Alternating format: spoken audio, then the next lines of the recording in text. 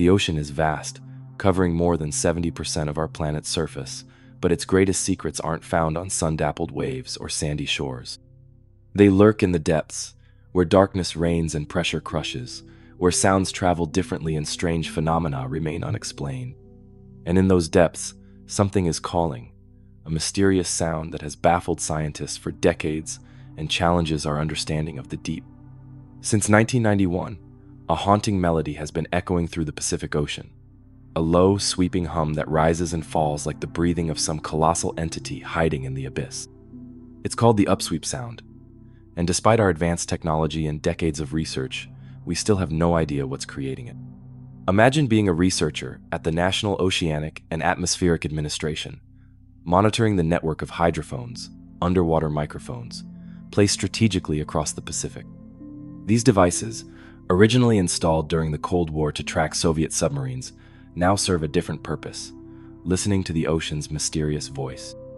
And then, one day in 1991, you hear it, a strange, rhythmic sweeping sound, rising from the deepest part of the Pacific. The upsweep sound isn't just any underwater noise. What makes it particularly mysterious is its consistency and pattern. It rises and falls in frequency, creating a sweeping effect that gives the phenomenon its name. But perhaps most intriguing is its seasonal nature. The sound grows stronger during spring and fall, fading during other times of the year. It's as if whatever creates it follows some ancient, unknowable calendar, tied to the rhythms of the Earth itself. When National Oceanic and Atmospheric Administration scientists first detected the upsweep, they immediately began investigating potential sources. Was it geological, perhaps underwater volcanoes, or seismic activity? Was it biological, an undiscovered species of whale or other marine creature? Or was it something else entirely? Something beyond our current understanding of ocean phenomena. The most plausible explanation points to volcanic activity. The sound seems to originate from a remote region of the Pacific, near an area known for underwater volcanic activity. The seasonal pattern might be explained by changes in ocean temperature or currents, which could amplify or muffle the sound depending on the time of year. But here's where the mystery deepens. No known volcanic activity fully matches the pattern and consistency of the upsweep sound. If it's a volcano, it's behaving in ways we've never observed before. And if it's biological, it would have to be a creature far larger than any we've ever documented. Some researchers have proposed more unconventional theories. Could it be the result of massive gas releases from the ocean floor? Might it be caused by the movement of massive icebergs thousands of miles away? They're scraping against the seafloor carried through the water for incredible distances? Or is it something we haven't even considered yet? What's particularly eerie about the upsweep sound is that while it has diminished somewhat since the 1990s, it has never completely stopped. Even now, as you read these words, that strange sweeping hum continues to pulse through the Pacific Ocean, a reminder of how little we truly know about the world beneath the waves. The hydrophones continue to record, scientists continue to analyze, and the upsweep sound continues its mysterious song. It serves as a humbling reminder that despite all our technological advances and scientific knowledge, the ocean remains one of the last great unknowns on our planet, a place where mysteries don't just lurk in ancient legends, but in the very real data collected by our most sophisticated instruments. As we continue to explore and study the oceans, the upsweep sound stands as a powerful symbol of the secrets still waiting to be discovered in the deep. What other voices might be calling from the abyss, still unheard by human ears? What other phenomena might challenge our understanding of the natural world? The answer, like the source of the upsweep sound itself, remains hidden somewhere in the vast, enigmatic depths of our planet's final frontier. And speaking of mysteries that captivate the imagination, I've noticed something fascinating about you, dear viewer. You have an insatiable curiosity for the unexplained, a thirst for knowledge that matches the deepest ocean trenches. That's rare in today's world. If you're enjoying this journey into the ocean's most perplexing secrets, consider becoming part of our community of explorers by hitting that subscribe button. Think of it as dropping your own hydrophone into the depths. You'll be the first to hear when we discover new mysteries lurking beneath the waves. Our channel is like the National Oceanic and Atmospheric Administration of YouTube, constantly monitoring and bringing you the strangest phenomena from around the world. Now, let's dive even deeper into our next oceanic enigma. Story 2. The Purple Orb of the Pacific. An alien encounter in the deep. From the haunting melodies of the Upsweep sound, we turn to something more visual, something so strange and unexpected that it left experienced marine biologists questioning their understanding of deep-sea life. This is the story of the purple orb, a mysterious creature discovered in the depths of the Pacific that defies easy classification and reminds us how alien our own planet can be when we venture into its darkest corners. The year was 2016. The exploration vessel Nautilus, equipped with state-of-the-art remotely operated vehicles and a team of scientists, was conducting a routine survey of the seafloor near the Channel Islands off the coast of California. At a depth of almost 3,000 meters, nearly 2 miles beneath the surface, the researchers were exploring an underwater cliff face when something unusual caught their eye. Nestled among the rocks and sediment was a small, bright purple sphere. It looked almost artificial in its perfection, a vibrant orb glowing against the muted colors of the deep sea floor. At first glance, it seemed completely out of place, like a child's toy abandoned in this alien landscape. Dr. Robert Ballard, the famed oceanographer who discovered the wreck of the Titanic and founder of the Nautilus exploration program, has often said that the ocean is the largest museum on Earth. But this strange purple orb wasn't a lost artifact. It was alive. As the ROV's manipulator arm gently approached the sphere, the team watched in amazement as it seemed to respond. The orb, no larger than a golf ball, didn't flee, but its surface subtly shifted, suggesting that this was no inanimate object but a living organism. The scientists were immediately baffled. Was it a new species of sea slug? An unusual egg sac? A previously undocumented type of jellyfish? Or perhaps a close relative of the octopus? The deep sea is home to countless bizarre creatures, many still unknown to science. But even in this realm of biological oddities, the purple orb stood out as something exceptional. With careful precision, the team collected the specimen, using a suction device to gently lift it from its resting place. As they did, the orb partially unfurled, revealing what appeared to be 2 distinct lobes. This strange behavior only deepened the mystery. Back on the Nautilus, initial examination suggested the orb might be a pleurobranch, a type of sea slug related to nudibranch. These creatures are known for their vibrant colors and unusual forms. But there was a problem. No known pleurobranch matched the characteristics of this purple visitor from the deep. Others speculated it might be a new species of cephalopod, perhaps related to octopuses or squid, given its apparent ability to change shape. The deep sea is home to numerous bizarre cephalopods, from the vampire squid to the googly-eyed stubby squid, but none quite like this. What made the purple orb particularly intriguing was its seemingly simple form. In an environment where creatures often develop elaborate adaptations, such as bioluminescent lures, transparent bodies, or fearsome teeth, this organism presented as a perfect, unblemished sphere. Its bright purple coloration was equally perplexing. At depths where sunlight cannot penetrate, why would an organism evolve such a vibrant hue? The Nautilus team preserved the specimen and sent it to marine biology laboratories for DNA analysis and further study. They hoped that genetic sequencing would reveal the orb's true identity and evolutionary relationships.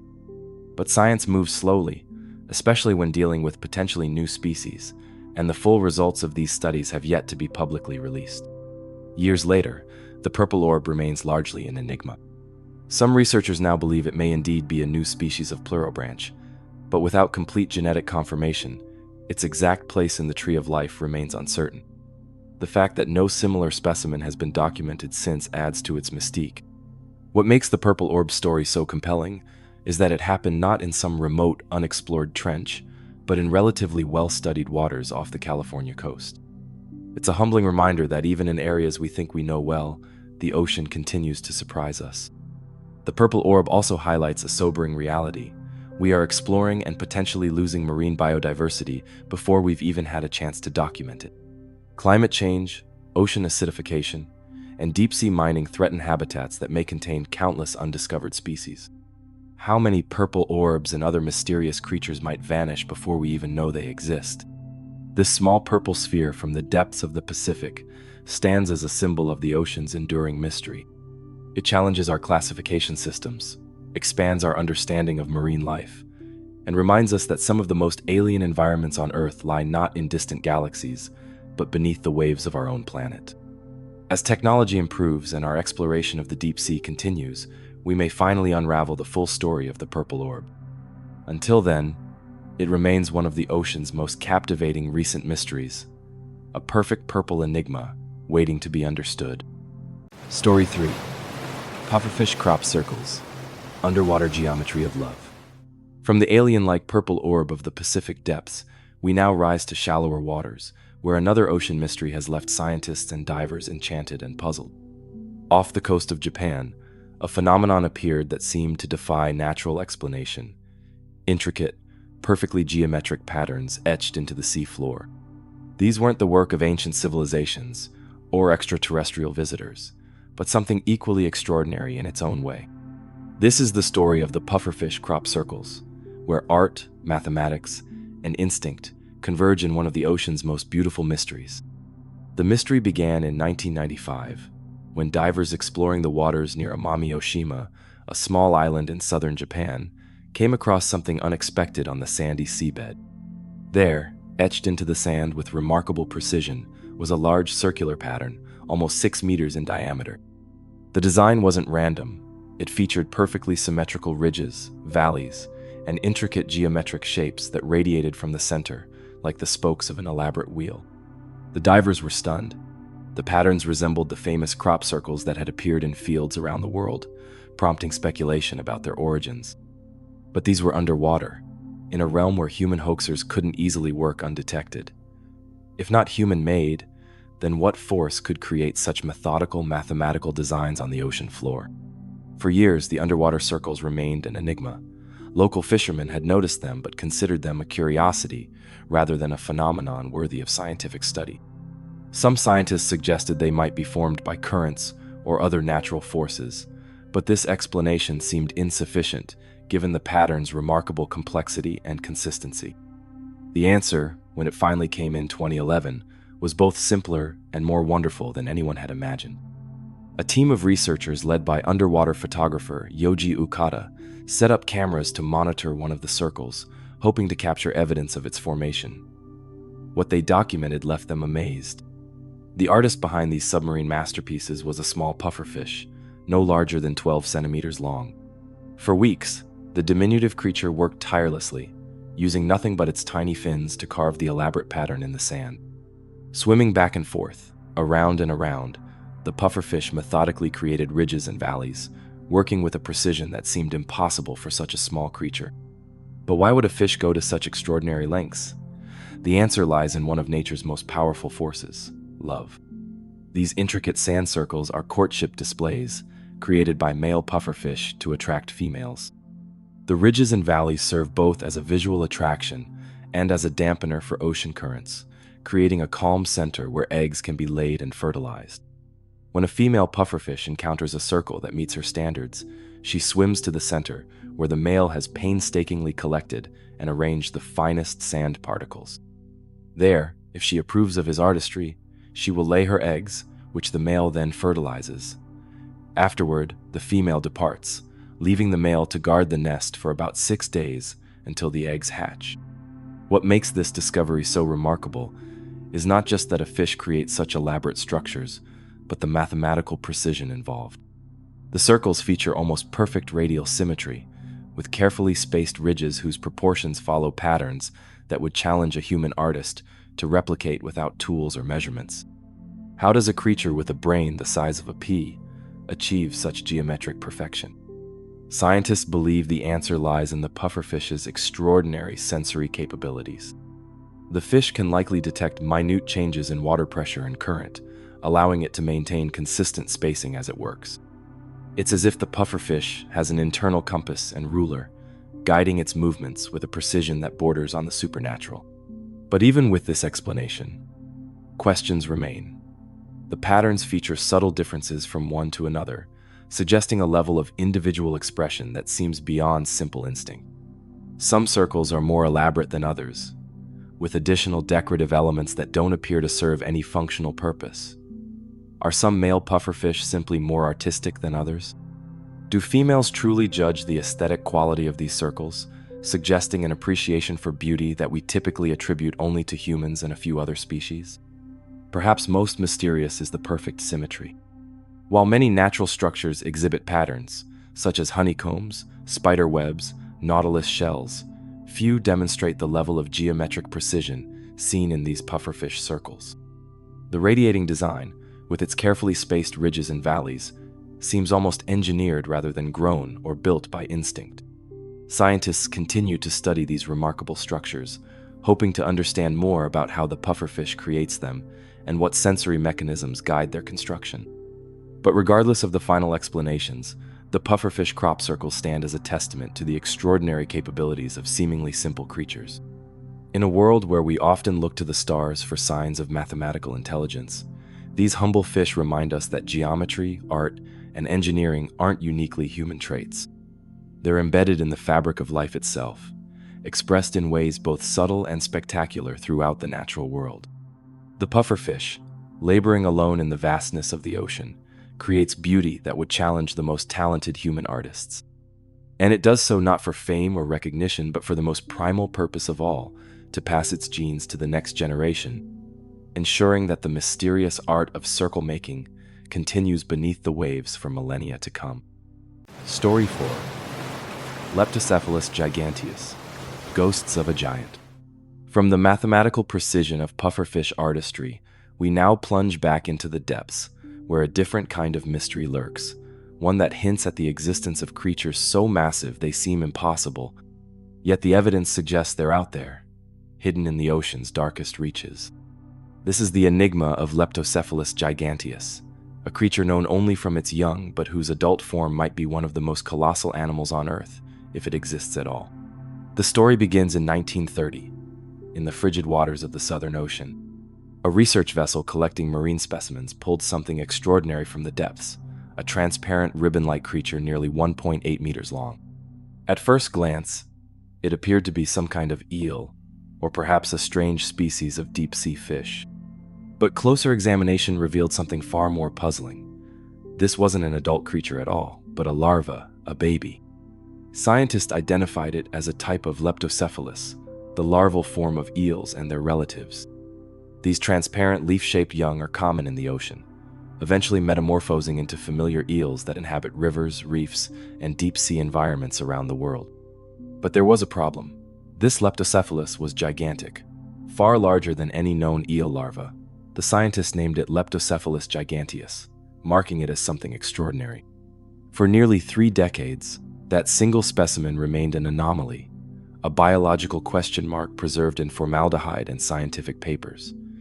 Then, in 1959, lightning struck twice. Another expedition in the Southern Ocean captured a second specimen of nearly identical size and features. This wasn't a fluke or a misidentification. Something was producing these enormous larvae in the mysterious depths. The implications were staggering. Eels grow substantially as they mature from their larval form into adults. The common European eel starts as a tiny Leptocephalus, just a few centimeters long, and eventually reaches about 1 meter as an adult, an impressive transformation. But applying this same growth ratio to Leptocephalus giganteus yields a creature of nightmarish proportions.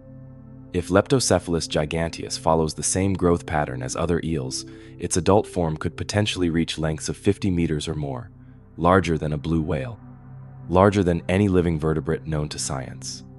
The ocean would be hiding a creature of truly mythological proportions, a sea serpent that might explain centuries of sailors' tales and maritime legends. Dr. Anton Bruun, the Danish ichthyologist who described the second specimen, was cautious but fascinated by the possibilities. If this larva grows in the same proportion as other leptocephali, he wrote, we are dealing with a fantastic creature. He speculated that the adult form might be a species of extraordinarily elongated eel inhabiting the deepest ocean trenches, a realm almost entirely unexplored in the mid-20th century. But where is this monster hiding? And why, in the decades since these discoveries, have we never encountered an adult specimen? The deep sea has yielded many bizarre creatures in recent years, from the colossal squid to the bizarre gulper eel, yet no giant eel matching the proportions suggested by Leptocephalus giganteus has ever been documented. Several theories have emerged to explain this mystery. The most conservative suggests that Leptocephalus giganteus represents an unusual growth pattern or aberration, not a separate species. Perhaps these specimens are simply common eels that, through some genetic or environmental factor, grew far larger than normal at the larval stage, but would not maintain this exceptional size ratio into adulthood. Others propose that the adult form might not resemble a typical eel at all. Some deep-sea creatures undergo dramatic metamorphoses as they mature, changing not just in size but in fundamental body shape and features. The adult of Leptocephalus giganteus might be so different from its larval form that scientists wouldn't recognize the connection if they encountered it. A third possibility is that the adult does indeed exist, a massive, serpentine creature inhabiting the most remote and inaccessible parts of the ocean. The deep sea remains largely unexplored, with new species discovered on virtually every expedition to the abyss. The vastness of the Southern Ocean, with its extreme depths and challenging conditions, could conceivably hide even a creature of extraordinary size. Adding to the mystery is the fact that no additional specimens of Leptocephalus giganteus have been officially documented since 1959. Has the species vanished? Was it always extremely rare? Or are there simply too few scientific expeditions sampling the remote waters where these larvae were found? Some researchers have suggested connections between Leptocephalus giganteus and legendary sea serpents reported throughout maritime history. The descriptions often match: elongated, serpentine bodies moving with undulating motions through the water. Could sailors have been encountering adult specimens of this mysterious creature for centuries, their accounts dismissed as superstition or exaggeration by modern science? More recently, the mystery has gained new relevance as scientists explore the phenomenon of deep-sea gigantism, the tendency for creatures in the deepest parts of the ocean to grow to enormous sizes compared to their shallow water relatives. The colossal squid, giant isopods, and Japanese spider crabs all exemplify this pattern. Could Leptocephalus giganteus represent another case of this evolutionary trend taken to an extreme? The technology to explore the deepest ocean is improving rapidly, with autonomous underwater vehicles, deep-diving submersibles, and environmental DNA sampling offering new ways to detect elusive marine life. Perhaps soon, one of these technologies will finally solve the mystery of what Leptocephalus giganteus grows into, or confirm that these larvae represent an evolutionary dead end, a species that no longer exists in our oceans. Until then, the giant larvae remain preserved in scientific collections, transparent ghosts that hint at monsters still undiscovered in the last great wilderness of our planet. They remind us that for all our technological advances and scientific knowledge, the ocean still holds secrets of potentially enormous proportions, waiting in the darkness to be revealed. Story 5. The Black Sea Underwater River. A river within an ocean. From the mysterious giant larvae of the Southern Ocean, we now journey to the Black Sea, where one of the most counterintuitive oceanic discoveries awaits, a river flowing beneath the waves. It seems impossible, like fire burning underwater or rain falling upward. Yet, in the depths of this ancient sea lies a phenomenon that challenges our understanding of marine environments, a full-fledged river, complete with banks, waterfalls, and rapids, all hidden beneath the ocean surface. This is the story of the Black Sea Underwater River, a surreal landscape where the impossible becomes reality. The Black Sea has always been a place of myth and legend. Ancient Greeks believed it was the entrance to Hades, the realm of the dead. Its unusual properties, including deep oxygen-free layers where nothing decays, have given it an air of mystery for millennia. But in 2016, a team of researchers from the University of Leeds uncovered something that even the most imaginative ancient sailors could never have dreamed of: a complete river system flowing along the seafloor. Dr. Daniel Parsons and his team weren't expecting to discover anything quite so extraordinary when they began mapping the seafloor off the coast of Turkey. Using sophisticated sonar equipment, they were studying how sediment moves through underwater channels. What they found instead was a fully formed river, flowing with its own distinctive current along the bottom of the sea, complete with the meandering bends and tributary systems we associate with terrestrial rivers. This wasn't just a gentle current or a minor flow. This underwater river was moving with tremendous force. The researchers calculated that it was flowing at a rate 350 times greater than the River Thames in London, carrying sediment and debris along its course just as rivers do on land. If it existed on the surface, it would rank among the world's most significant waterways. The underwater river begins at the mouth of the Bosphorus Strait, where the Mediterranean meets the Black Sea, and continues for over 37 miles along the seafloor. At points, it drops through dramatic underwater waterfalls and rushes through narrow channels, creating rapids that mirror those found in mountain streams. The channel itself can be more than 115 feet deep and nearly a mile wide, large enough to swallow a tall building. But how is this possible? How can a river exist within an ocean? The answer lies in the unique properties of the water that forms this underwater river. Unlike the fresher water that makes up most of the Black Sea, the underwater river consists of extremely dense, highly saline water filled with sediment. This creates what scientists call a density current, a flow of water that's significantly heavier than the surrounding ocean. This dense saline water hugs the seafloor as it moves, unable to mix with the lighter water above it.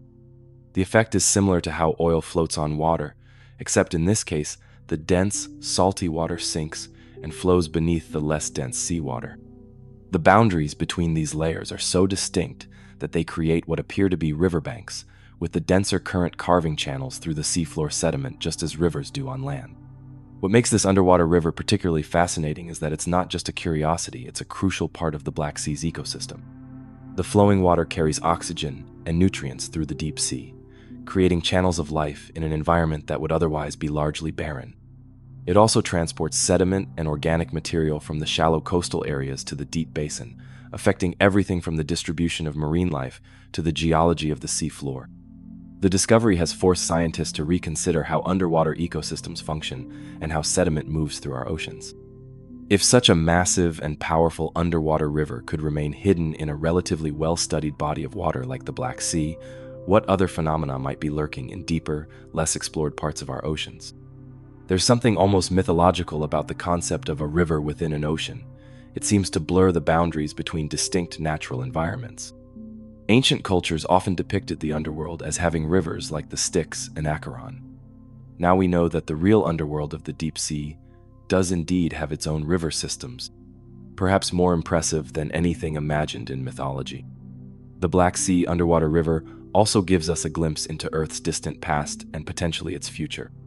Scientists believe similar underwater rivers may have played crucial roles in past extinction events, carrying oxygen-depleted water into new areas and potentially affecting marine life on a massive scale. Understanding these systems could help us predict how our oceans might respond to current environmental changes, including those driven by climate change. For explorers and scientists, the underwater river represents one of the most tantalizing destinations on Earth. Diving into this strange environment would be like visiting another world, one where the familiar physics of rivers exist in the alien context of the deep sea.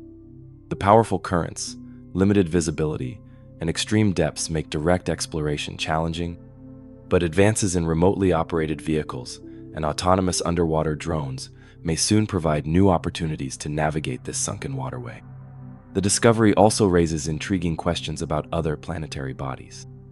If underwater rivers can form in Earth's oceans, might similar phenomena exist in the suspected subsurface oceans of moons like Europa or Enceladus? Could density currents be a universal feature of liquid environments throughout our solar system? As with many oceanic discoveries, the underwater river of the Black Sea reminds us that our planet still holds wonders beyond our imagination. In an age when we can map the surface of Mars and peer into distant galaxies, the ocean continues to surprise us with phenomena occurring right here on Earth, hidden just beneath the surface of the familiar. The next time you stand at the shore, watching waves roll in from the horizon, remember that beneath that seemingly uniform blue expanse lies a world of hidden landscapes, mountains and valleys, plains and plateaus, and yes, even rivers flowing within the sea itself. Story 6. Lake Michigan Stonehenge. Ancient Mysteries Beneath the Great Lakes. From the flowing underwater river of the Black Sea, we now travel to the heartland of America, where the waters of Lake Michigan hold a secret that challenges our understanding of ancient North American history. Beneath the freshwater waves of this vast inland sea lies a structure so unexpected, so seemingly out of place, that it has sparked fierce debate among archaeologists, historians, and indigenous scholars. This is the story of the Lake Michigan Stonehenge, a circular arrangement of stones that could rewrite the archaeological record of the continent. The discovery came in 2007, during what was meant to be a routine underwater survey. Professor Mark Hawley, an underwater archaeologist from Northwestern Michigan College, was mapping the lake bottom near Traverse City, Michigan, using side-scan sonar technology.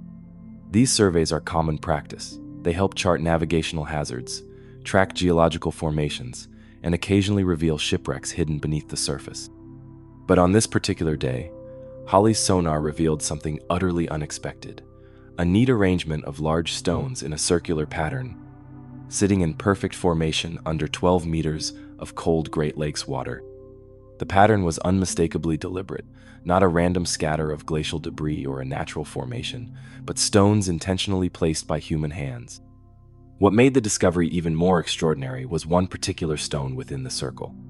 As Hawley and his colleague Brian Abbott examined their findings, they noticed what appeared to be a carving on one of the larger rocks, the distinct etching of a mastodon, a prehistoric, elephant-like creature that roamed North America until its extinction around 10,000 years ago.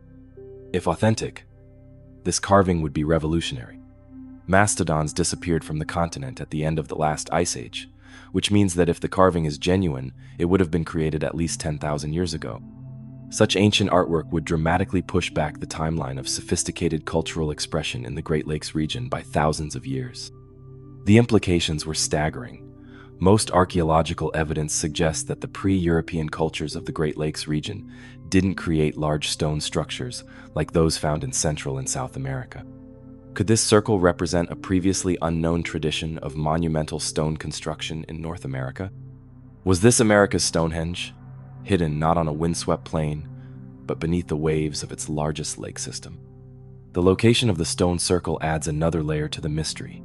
During the last ice age, much of the Great Lakes region was covered by massive glaciers. As these glaciers retreated around 10,000 years ago, the land began to rebound from the immense weight, and water levels fluctuated dramatically. The area where the stone circle now sits would have been dry land for a period after the glacial retreat, potentially accessible to ancient peoples who could have constructed the arrangement.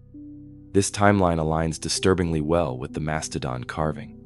If the circle was indeed created when the lakebed was exposed, and if it does feature a carved mastodon, it would represent one of the oldest human structures in North America, built during a time when humans were just beginning to populate the continent in significant numbers. Not surprisingly, the discovery has generated intense controversy. Some archaeologists and geologists suggest that the stone arrangement could be entirely natural, perhaps the result of glacial movement or underwater landslides organizing rocks in a way that only appears deliberate to our pattern-seeking minds. The carving, they argue, might be nothing more than natural erosion that coincidentally resembles a mastodon. Others point out that throughout history, sailors have been known to dump ballast stones when entering shallow waters, potentially creating artificial formations on lake and seabeds around the world. Could the circle simply be the result of 19th century ships lightening their loads? Representatives from Native American tribes in the region have offered different perspectives. Some tribal historians suggest the formation could be connected to ancient tribal stories of sacred sites, now covered by the lakes. Others are more skeptical, concerned that attributing the structure to prehistoric times might ignore more recent tribal history and activity in the region. What makes investigation particularly challenging is the location itself. The stone circle sits under cold, often murky freshwater that limits visibility and research opportunities. Unlike archaeological sites on land that can be excavated systematically over seasons or years, underwater archaeology requires specialized equipment, advanced diving skills, and favorable weather conditions that align only briefly each year. Further complicating matters is the issue of preservation. If the site were confirmed to be of archaeological significance, bringing attention to its exact location might put it at risk from treasure hunters or souvenir seekers. This has led researchers to be cautious about sharing precise coordinates, making independent verification difficult. Since its discovery, the Lake Michigan Stone Circle has existed in a sort of limbo, neither fully accepted by mainstream archaeology nor completely dismissed. Additional sonar mapping has confirmed the circular arrangement of stones, but without extensive physical examination by divers and archaeological specialists, the true nature and origin of the site remains tantalizingly unclear. The academic caution surrounding the discovery highlights an important aspect of underwater archaeology: the tension between extraordinary claims and the high standards of evidence required to support them. As Carl Sagan famously noted, extraordinary claims require extraordinary evidence. And a prehistoric stone circle with a mastodon carving certainly qualifies as extraordinary. Professor Hawley himself has remained measured in his assessment, acknowledging the need for further research, while recognizing the potentially revolutionary nature of the find. "We haven't proved it's a mastodon yet," he told reporters after the initial discovery. "But that's what it looks like." This scientific restraint stands in contrast to the excitement the discovery has generated among alternative history enthusiasts and those interested in rewriting the archaeological timeline of North America. What makes the Lake Michigan Stone Circle particularly compelling is its location in the Great Lakes, a region rich with indigenous history but not previously known for monumental stone architecture. If confirmed as an ancient human construction, it would indicate that the pre-Columbian peoples of the region were engaging in sophisticated cultural and potentially astronomical practices far earlier than currently believed. The underwater location also raises fascinating questions about human adaptation to changing environments. During the period when the circle would have been constructed, North America was undergoing dramatic environmental transformations as the glaciers retreated. Rising water levels would eventually submerge coastal settlements and sacred sites. The stone circle could represent evidence of how ancient peoples responded to these changes, perhaps marking important locations before they disappeared beneath the waves. Indigenous oral traditions from the region often include stories of ancient times when the land was different and of sacred sites that now lie underwater. Some tribal historians have suggested that these traditions might contain memories of real places now hidden beneath the Great Lakes, potentially including structures like the stone circle. These perspectives remind us that archaeology isn't just about physical evidence, but also the living cultural heritage that connects modern communities to their ancestors. For now, the Lake Michigan Stonehenge remains more question than answer, a ghostly arrangement of stones that may represent an ancient temple, astronomical observatory, sacred site, or perhaps nothing more than a natural formation that appears meaningful to our human tendency to see patterns. Like many underwater discoveries, it exists in a realm between accessibility and inaccessibility, tantalizingly visible through technology, but challenging to study in person. What's certain is that the waters of the Great Lakes, like oceans worldwide, serve as both destroyers and preservers of history. They can claim settlements as water levels rise, but they also protect artifacts from the deterioration, development, and looting that often affect land sites. The stone circle has potentially survived for millennia in its watery sanctuary, waiting for the right moment and technology to reveal its presence to the modern world. As underwater archaeological techniques continue to advance, with better imaging technology and more sophisticated diving equipment, the truth about the Lake Michigan Stonehenge may eventually emerge from the depths. Until then, it remains one of the most intriguing underwater mysteries in North America, a circle of stones that might just redraw the map of ancient human achievement on the continent. Story 7. Sandy Island, the phantom island that never was. From ancient stone circles hidden beneath the waves of Lake Michigan, we now turn to a modern mystery that challenges our understanding of geography, cartography, and how we document our world. This isn't the story of something unexpected found in the ocean. It's the tale of something that should have been there but wasn't. A landmass that appeared on maps for nearly 250 years, navigated around by countless ships, included in official charts and digital databases, yet when scientists finally went to study it, they discovered there was nothing there at all. This is the peculiar case of Sandy Island, the phantom island that vanished not because it sank beneath the waves, but because it never existed in the first place. Imagine sailing through the azure waters of the South Pacific, between Australia and New Caledonia. Your modern GPS system, digital charts, and even Google Earth all indicate you're approaching a substantial island, a dark, oblong shape stretching approximately 15 miles long and 3 miles wide. You prepare to navigate around this obstacle, perhaps even planning to go ashore to collect samples or take measurements. But as you reach the exact coordinates where this island should stand, you're met with nothing but open ocean, deep blue water stretching uninterrupted to the horizon. This was precisely the experience of the scientific team aboard the research vessel Southern Surveyor in 2012, when they set out to investigate discrepancies in seafloor mapping in the Coral Sea. Led by Dr. Maria Seaton from the University of Sydney, the researchers were puzzled by the presence of Sandy Island on their charts, given that their preliminary data suggested the area should be open water.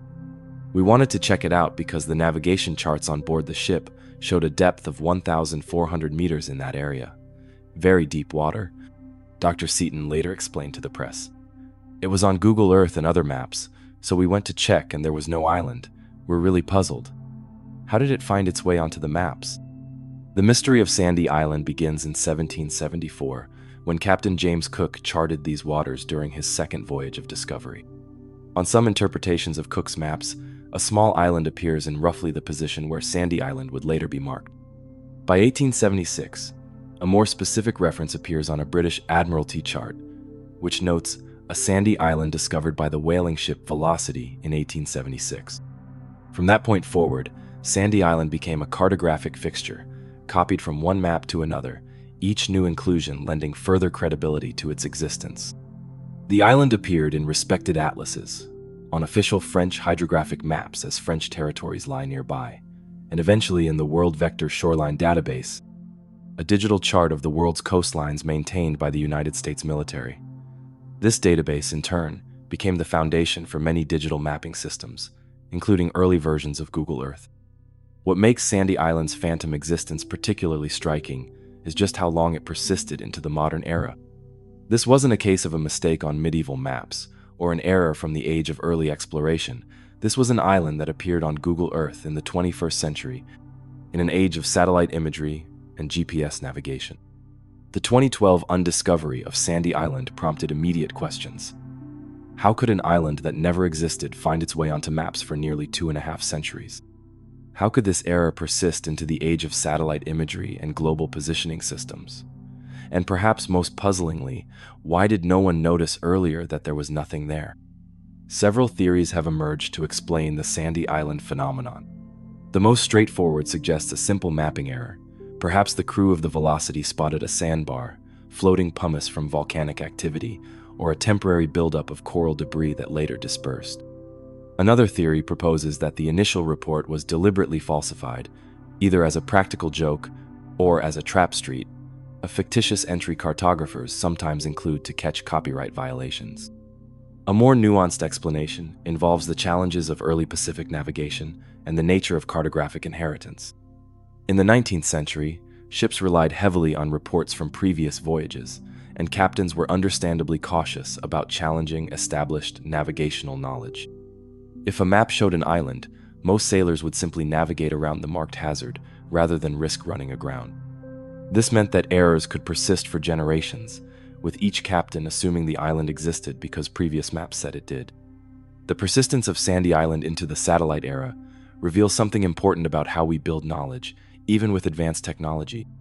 We often rely on previously established data rather than returning to first principles. Satellite imagery of the world's oceans is abundant but not comprehensive, and the process of verifying every feature on every map is enormously resource-intensive. In many cases, digital mapping systems imported data from older charts without rigorous verification, assuming that centuries of cartography couldn't be wrong. What's perhaps most fascinating about Sandy Island is that it's not alone. The history of cartography is littered with phantom islands, fictional landmasses, that appeared on maps for decades, or even centuries, before being undiscovered.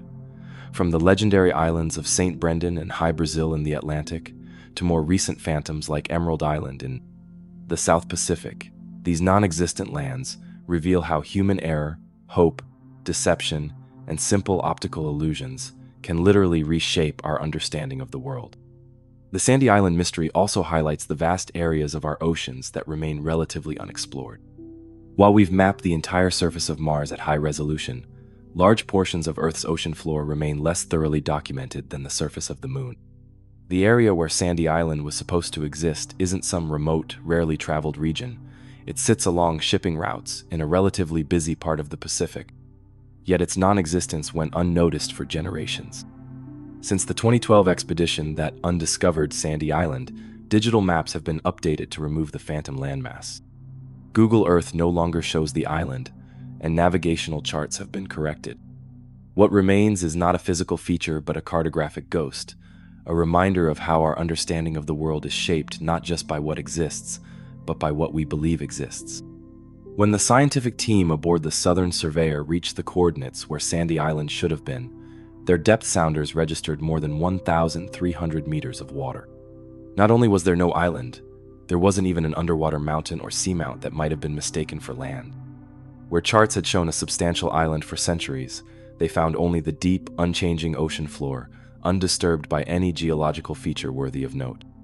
In the end, Sandy Island is a humbling reminder that even in our age of satellite imagery and global positioning, the ocean retains its capacity to surprise us, not just by what it contains, but sometimes by what it doesn't. It's a phantom that persisted into the digital age, a cartographic error that became, for a time, as real on our maps as any actual island, challenging our confidence in how well we truly know our world. Story 8.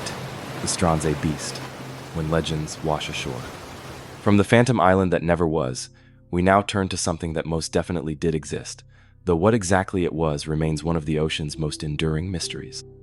In the autumn of 1808, as fierce storms lashed the rugged shores of Stronsay, one of the northernmost Orkney Islands off Scotland, something massive and strange washed ashore.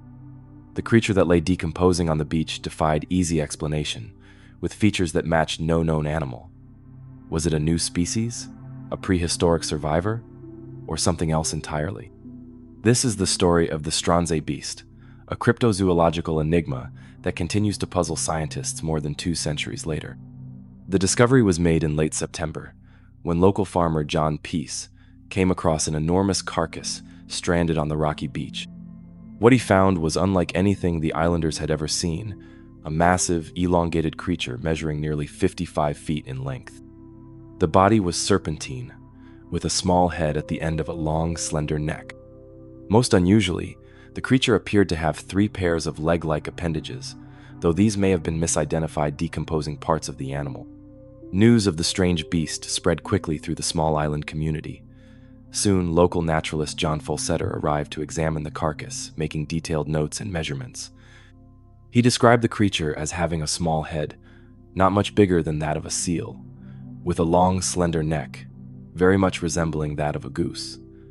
The body, he noted, was covered in short, bristly hair or filaments, giving it a rough texture unlike the smooth skin of known sea creatures like whales or sharks. What made the Stronsay beast particularly compelling was that it wasn't just seen by uneducated farmers or superstitious fishermen. It was examined by educated men of science who documented their findings with the empirical rigor of the early 19th century. The local doctor, a man named Alexander Duguid, performed what amounted to an autopsy on the decomposing remains, providing precise measurements and anatomical observations. Perhaps most significantly, a respected naturalist named Dr. John Barclay from the University of Edinburgh became involved. Though Barclay never saw the carcass himself, he collected the various accounts, measurements, and a small sample of the creature's bristly covering. Based on this evidence, he became convinced that the Stronsay beast represented an entirely new species unknown to science.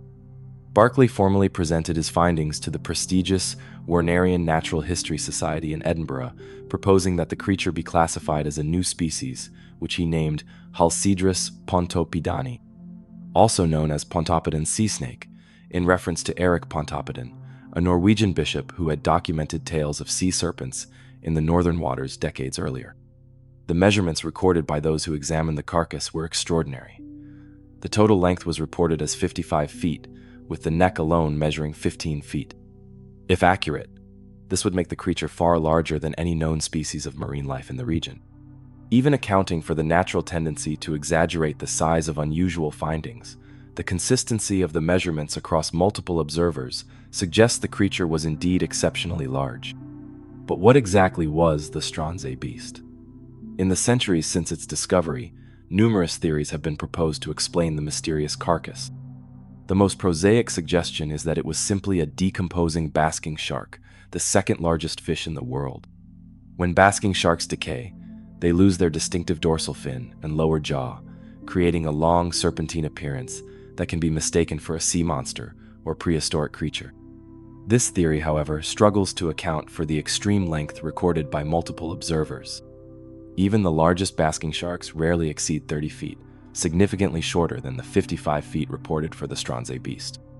Additionally, the description of the creature's neck as goose-like doesn't align with the anatomy of a decomposing shark, which typically lacks a defined neck region altogether. Another possibility is that the carcass belonged to an oarfish, a deep-sea creature that can grow to enormous lengths and has a distinctly serpentine appearance. Oarfish have been known to wash ashore after storms and have likely inspired many sea serpent legends throughout history. However, even the largest oarfish ever recorded measured just 36 feet, impressive, but still substantially shorter than the Stronsay beast. Some researchers have proposed more exotic explanations, suggesting the creature might have been a previously unknown species of marine reptile or a surviving prehistoric animal, perhaps a plesiosaur that somehow escaped extinction. The long neck and small head described by the witnesses would align with the anatomy of these ancient marine reptiles, which were thought to have died out millions of years ago alongside the dinosaurs. The evidence to support such extraordinary claims is slim. No bones or reliable tissue samples from the Stronsay beast survive today, making modern scientific analysis impossible. All we have are the contemporary accounts, a few sketches, and Dr. Barkley's written descriptions of the bristly filaments that covered the creature's skin, which modern experts suggest may have been degrading collagen fibers from decomposing shark tissue rather than hair or bristles. What makes the Stronsay beast case particularly fascinating is how it sits at the intersection of science, mythology, and the unexplained. In 1808, biology was still a developing field. Charles Darwin wouldn't publish On the Origin of Species for another half-century, and our understanding of marine biodiversity was in its infancy. The ocean was still largely unexplored, a place where new discoveries seemed not just possible but likely. The Stronsay case represents one of the earliest documented attempts to apply scientific methodology to what might otherwise have been dismissed as a mere sea monster tale. Dr. Barkley and his colleagues tried to categorize, measure, and classify the strange remains rather than simply relying on superstition or folklore to explain them. In this sense, the Stronsay beast straddles the boundary between cryptozoology, the study of hidden or mythical animals, and mainstream zoological science. Perhaps the most tantalizing aspect of the Stronsay beast mystery is that it might have been solvable had it occurred in modern times.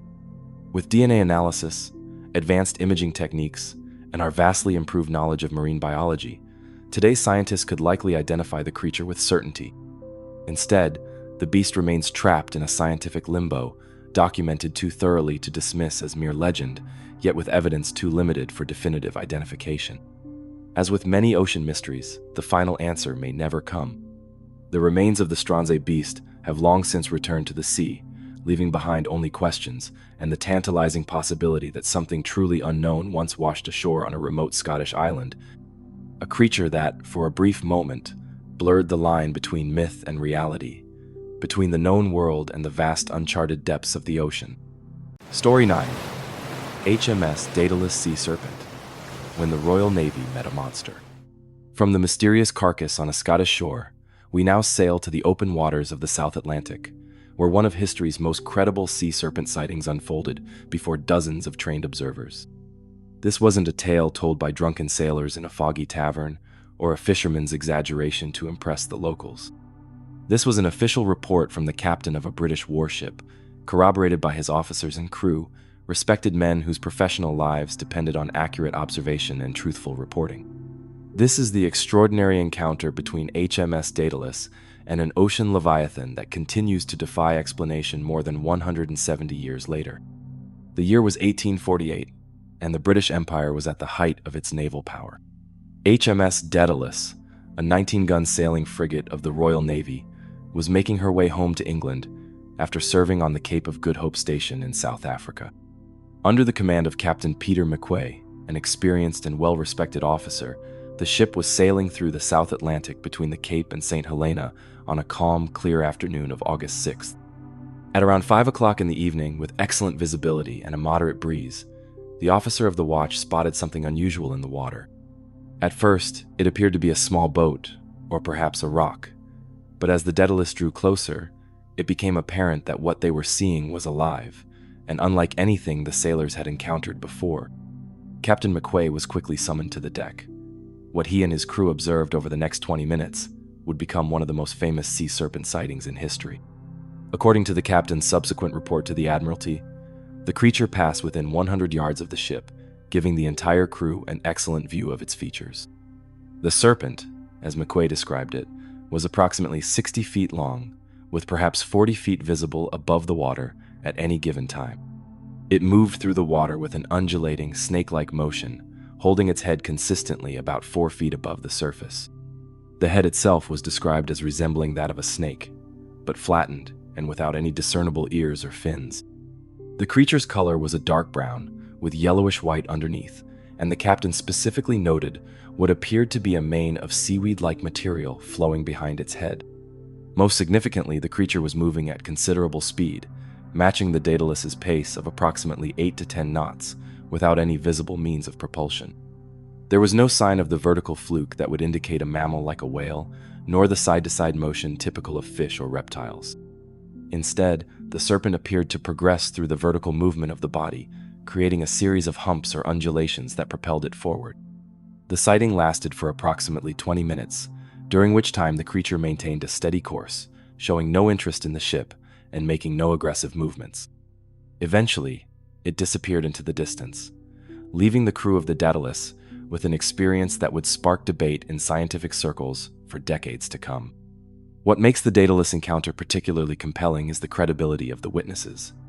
Captain McQuay was no attention-seeking storyteller, but a career naval officer with an impeccable reputation. His report, submitted formally to the Admiralty and later published in the Times of London on October 9, 1848, was detailed, measured, and supported by Lieutenant Edgar Drummond and several other officers. The captain even produced sketches of the creature, showing its distinctive shape and posture in the water. When questioned further, McQuay stood firmly by his account, writing, "I saw the object clearly, distinctly, and completely. It was an animal, and it passed within 35 yards of the ship. I am convinced that it belongs to the Serpent tribe." This from a man whose career and reputation depended on accurate observation and truthful reporting. The scientific community's response was mixed. Sir Richard Owen, a prominent naturalist and the man who would later coin the term dinosaur, suggested that what the crew had seen was most likely a giant seal, its long neck an optical illusion created by the animal swimming with its tail elevated. Others proposed that it might have been a large squid, an oarfish, or perhaps a line of porpoises swimming in formation, creating the appearance of a single serpentine creature. None of these explanations fully satisfied the specifics of McQuay's report, particularly the consistent height of the head above water, the steady speed, and the undulating movement. The captain himself rejected Owen's theory, pointing out that he and his officers were well familiar with seals and other marine mammals and would not have mistaken one for an unknown creature. The Daedalus sighting wasn't an isolated incident. Throughout the 19th century, sea serpent reports were surprisingly common, with many coming from military vessels, passenger ships, and experienced mariners. Just a year earlier, in 1847, HMS Plumper reported a similar creature off the Portuguese coast. In 1875, the crew of the royal yacht Osborne, including members of the royal family, claimed to have seen a serpent-like creature off Sicily.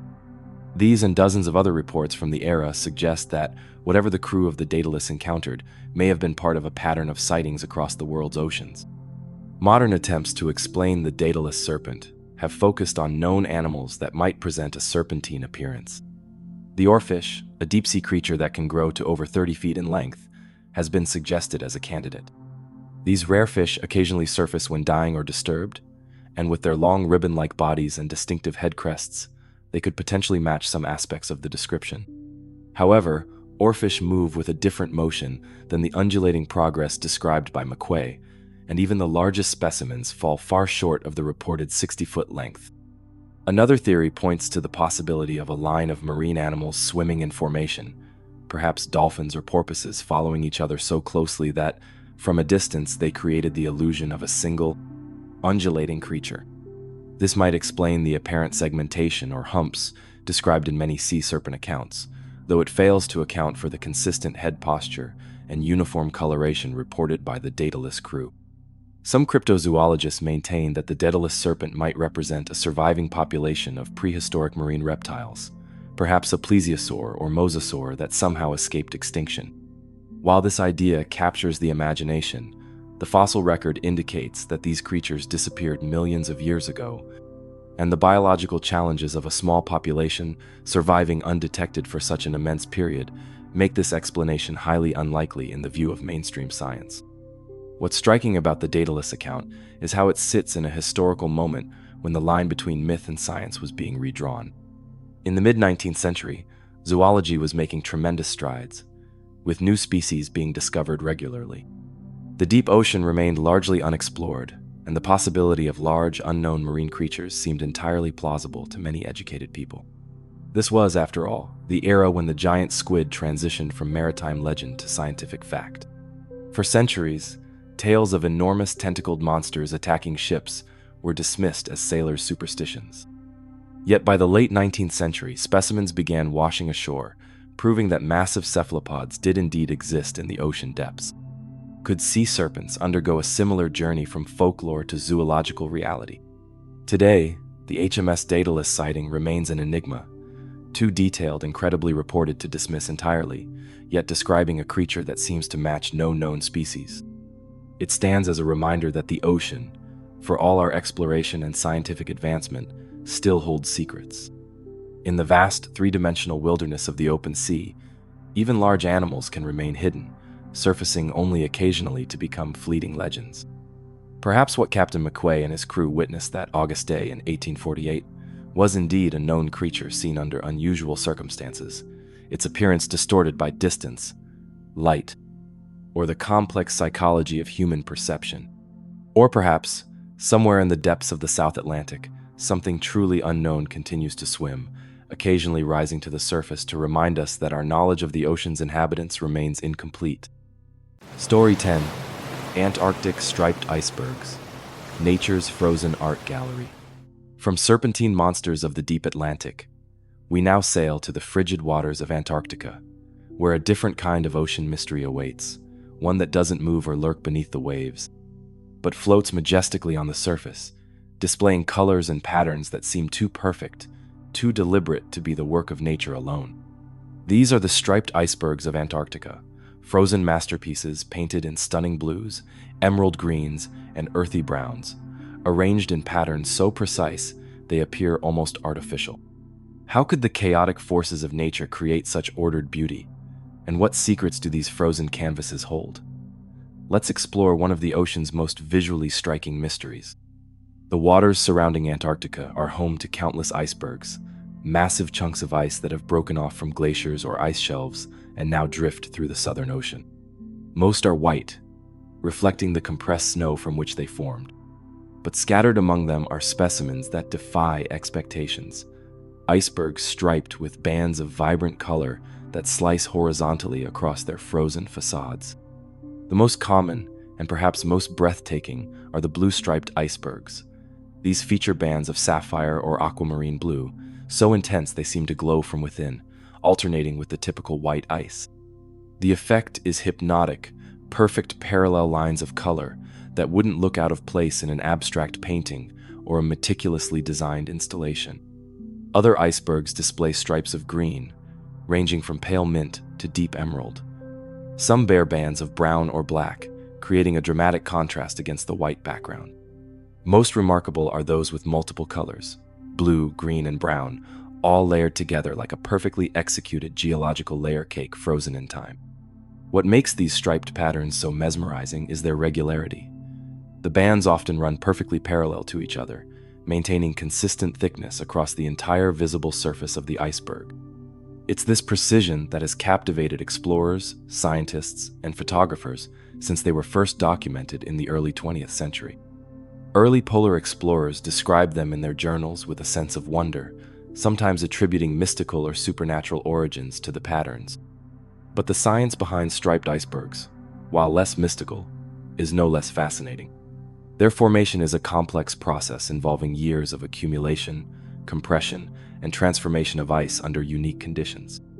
To understand how these frozen artworks come to be, we need to look at the different types of striped patterns and their distinct origins. The stunning blue stripes that have made these icebergs famous begin as layers of snowfall on the Antarctic continent. When snow falls in Antarctica, it typically contains air bubbles that reflect all wavelengths of light, making the snow appear white. However, in certain conditions, snow can melt and refreeze rapidly on the surface of a glacier, creating a layer of ice with fewer air bubbles. This denser ice allows light to penetrate deeper before being reflected back. As light travels through ice, the red end of the visible spectrum is absorbed more quickly than the blue end. The deeper light travels through the ice, the more red light is filtered out, leaving only the blue wavelengths to be reflected back to our eyes. The result is the stunning blue bands that seem to glow from within the iceberg. Green striations have a different origin. These form when algae blooms occur in the water adjacent to the ice. As the algae-rich water freezes onto the iceberg, it creates a green layer. Subsequent snowfall creates white layers, and the alternating process results in the green and white striped pattern. These biologically influenced stripes contain a record of past algae blooms and can tell scientists about historical conditions in that region of Antarctica. The brown or black stripes have yet another explanation. They contain sediment and rock particles. These materials might have been picked up as the glacier scraped along the Antarctic landmass, or they might have fallen onto the ice from exposed mountain faces. As layers of snow fall atop these sediment layers, they create the alternating pattern of white and dark bands visible in the floating icebergs. What's particularly mysterious is the remarkable regularity of these bands. While we understand the general mechanisms behind their formation, the precision with which they're laid down suggests cycles of remarkable consistency, regular periods of melting and freezing, regular algae blooms, or regular depositions of sediment. The stripes are essentially a climate record, a frozen timeline of conditions that might have prevailed hundreds or even thousands of years ago. Some of the most spectacular striped icebergs display multiple colors and patterns, testifying to complex histories involving various formation processes. An iceberg might bear blue bands from compressed ice, green layers from algae, and dark stripes from sediment, all preserved in a floating gallery of natural history that will eventually melt away, returning its components to the ocean. These striped icebergs are also ephemeral masterpieces. As they drift northward into warmer waters, they begin to melt, sometimes revealing new patterns that were hidden beneath the surface. The melting process itself can create new formations, caves, arches, and irregular shapes that refract light in new ways, changing the appearance of the colored bands. Each iceberg is unique and constantly evolving until it eventually dissolves completely into the sea. The scientific interest in striped icebergs extends beyond mere curiosity about their formation. These frozen records contain valuable data about past climate conditions in Antarctica. By studying the composition and sequence of the colored layers, researchers can gain insights into historical temperature fluctuations, biological activity, and geological processes on the frozen continent. The blue bands, in particular, can tell scientists about past periods of surface melting, which is increasingly relevant as researchers study the effects of climate change on polar ice. The presence and frequency of these melt layers in older ice can provide context for current observations of ice sheet stability. Despite our understanding of the general processes behind striped icebergs, questions remain. The perfect regularity of some banding patterns suggests cycles of remarkable consistency, yet the Antarctic climate is known to be variable. What mechanisms ensured such precise repetition of conditions?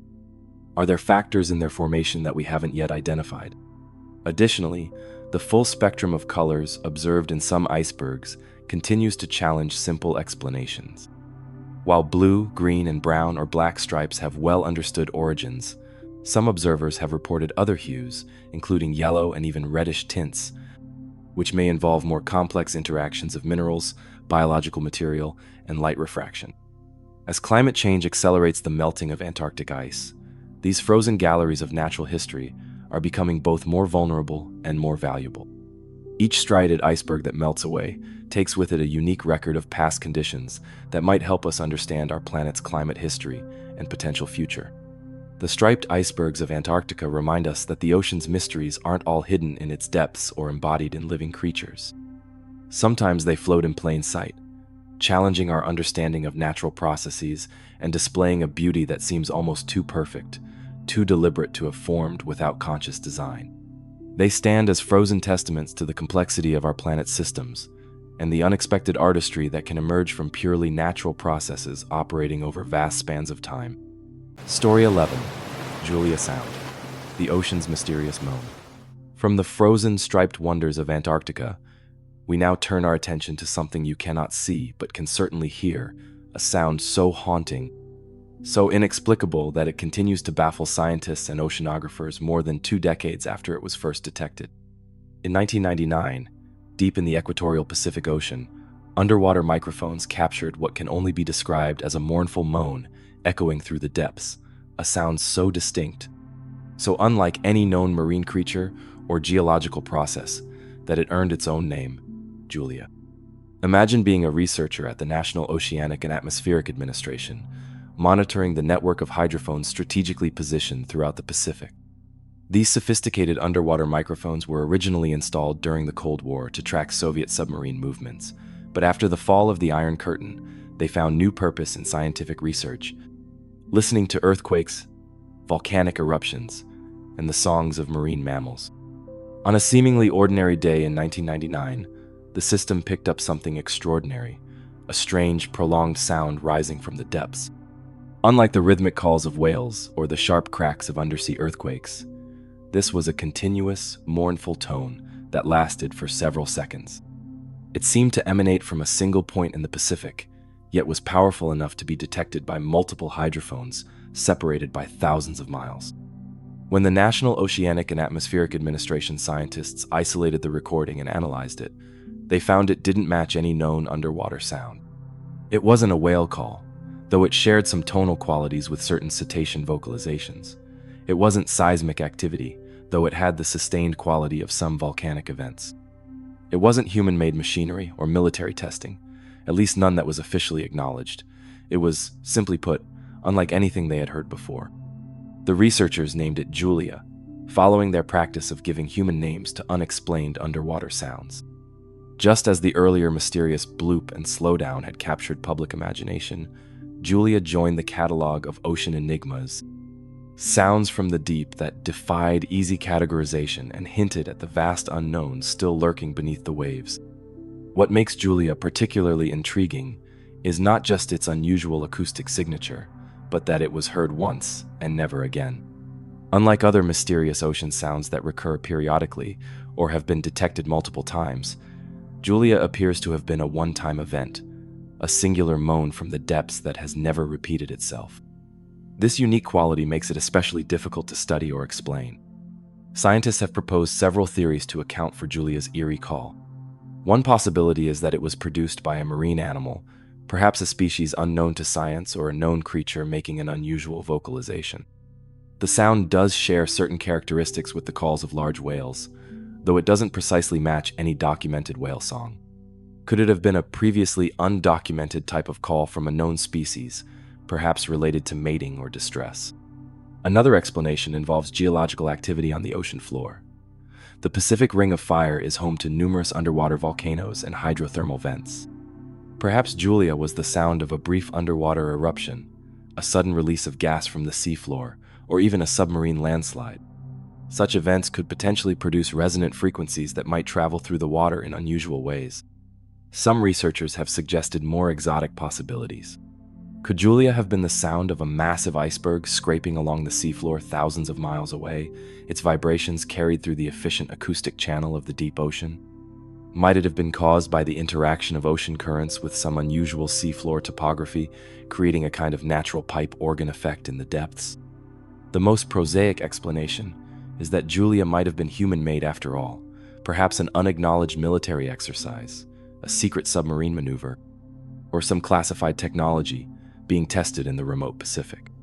During the Cold War and beyond, the world's oceans have been the setting for numerous clandestine operations, some of which might produce sounds unknown to the scientific community. What makes Julia and other mysterious ocean sounds so compelling is that they remind us of how vast and unknown our oceans remain. Despite centuries of exploration and decades of advanced technology, the deep sea continues to surprise us. We've mapped more of the surface of Mars than we have of our own ocean floor, and our understanding of what lives and happens in the deepest parts of our oceans remains woefully incomplete. Julia also highlights the unique properties of sound in water. Sound waves travel much faster and farther in water than in air, and the ocean contains layers of varying temperature and pressure that can create sound channels, acoustic pathways that can carry certain frequencies for thousands of miles, with minimal degradation. A relatively small event in one corner of the Pacific can potentially be heard across vast distances, creating an auditory mystery that seems to defy explanation. The case of Julia raises broader questions about our approaches to science and mystery. In an age of big data and constant monitoring, we occasionally capture phenomena that don't fit neatly into our existing categories of understanding. These anomalies, be they sounds, sightings, or signals, challenge us to remain humble about the limits of our knowledge and open to possibilities beyond our current understanding. For now, Julia remains what scientists call an unclassified acoustic event, a bureaucratic phrase that does little justice to the eerie, mournful quality of the sound itself. Whatever caused that singular moan in the Pacific depths in 1999 has remained silent ever since, taking its secrets back into the vast, dark unknown of the deep ocean. As technology improves and our monitoring of the oceans becomes more sophisticated, we may eventually solve the mystery of Julia and other unexplained marine sounds. Until then, they serve as haunting reminders that our planet's largest environment still holds secrets we have yet to fathom, voices from the deep that speak in tongues we cannot yet comprehend. Story 12. Great Pacific Garbage Patch Microplastics. The Invisible Catastrophe.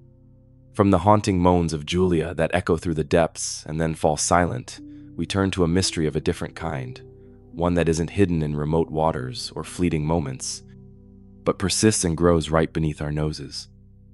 This is a phenomenon that defies the expected laws of ocean currents and marine physics, clustering and concentrating in ways that scientists still can't fully explain.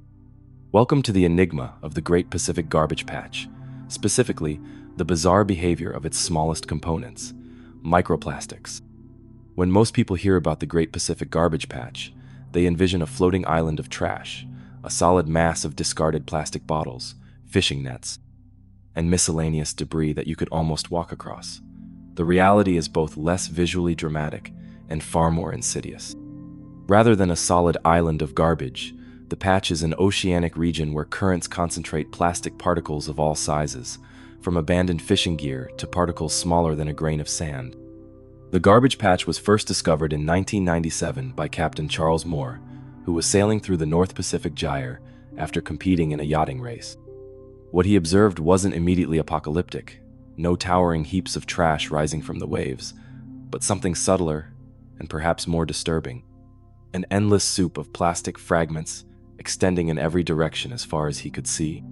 As I gazed from the deck at the surface of what ought to have been a pristine ocean, Moore later wrote, I was confronted as far as the eye could see with the sight of plastic.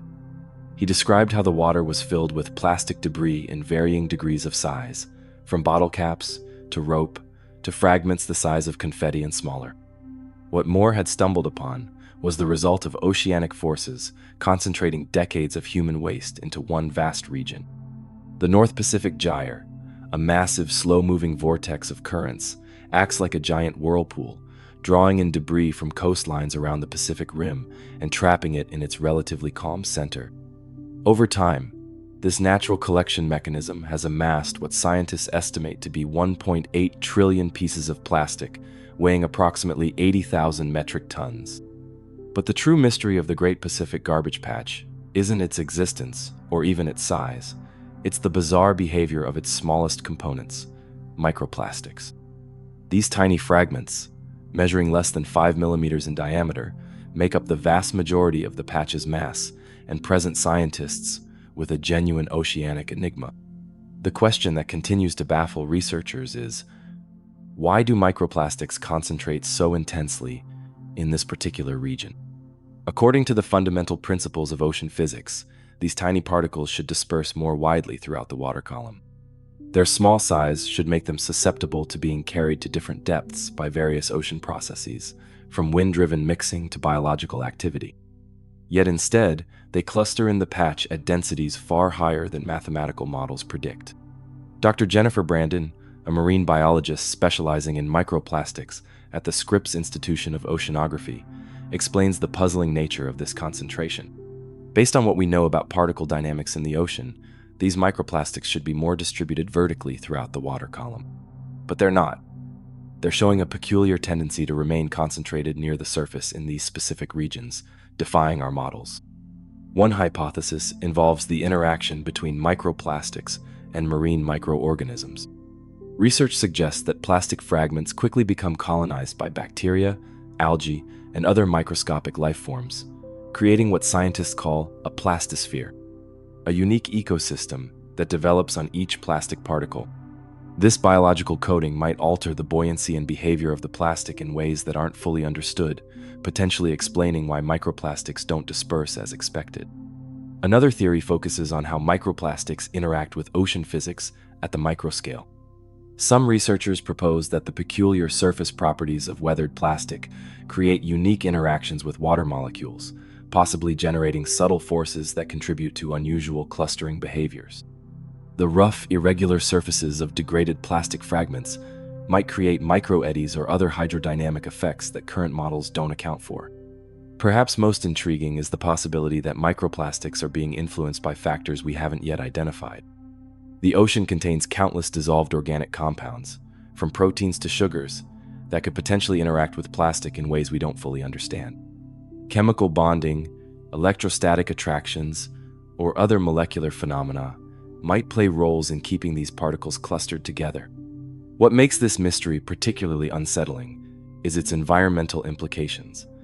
The unusually high concentration of microplastics creates a toxic soup that affects marine life at all levels of the food chain. These tiny particles absorb persistent organic pollutants like PCBs and DDT from the surrounding seawater, becoming increasingly toxic over time. When consumed by marine organisms, from tiny plankton to large fish, these chemical-laden fragments can cause a range of harmful effects. Even more concerning is how microplastics might be affecting ocean ecosystems in ways we can't directly observe. The plastosphere, that unique microbial community that develops on plastic surfaces, represents an entirely new habitat in the ocean, one that didn't exist a century ago. How these plastic-dwelling microbial communities might be altering oceanic biochemistry, nutrient cycles, or food webs remains largely unknown. The Great Pacific Garbage Patch continues to grow, with some estimates suggesting it's accumulating plastic at an accelerating rate.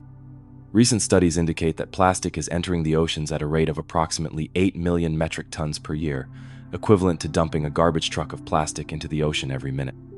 Without significant intervention, the patch will continue to expand, and the mystery of its microplastic concentration will become an increasingly urgent environmental question. In recent years, innovative cleanup efforts have begun targeting the patch. Organizations like the Ocean Cleanup have deployed massive floating systems designed to collect and remove plastic debris. These operations have already extracted hundreds of tons of plastic, but they represent just the beginning of what would need to be a global effort to address this massive accumulation. The mystery of microplastic concentration in the Great Pacific Garbage Patch stands as a sobering reminder of how human activity has created phenomena that challenge our understanding of natural systems. Unlike many ocean mysteries that have existed for millennia, this one is entirely of our own making.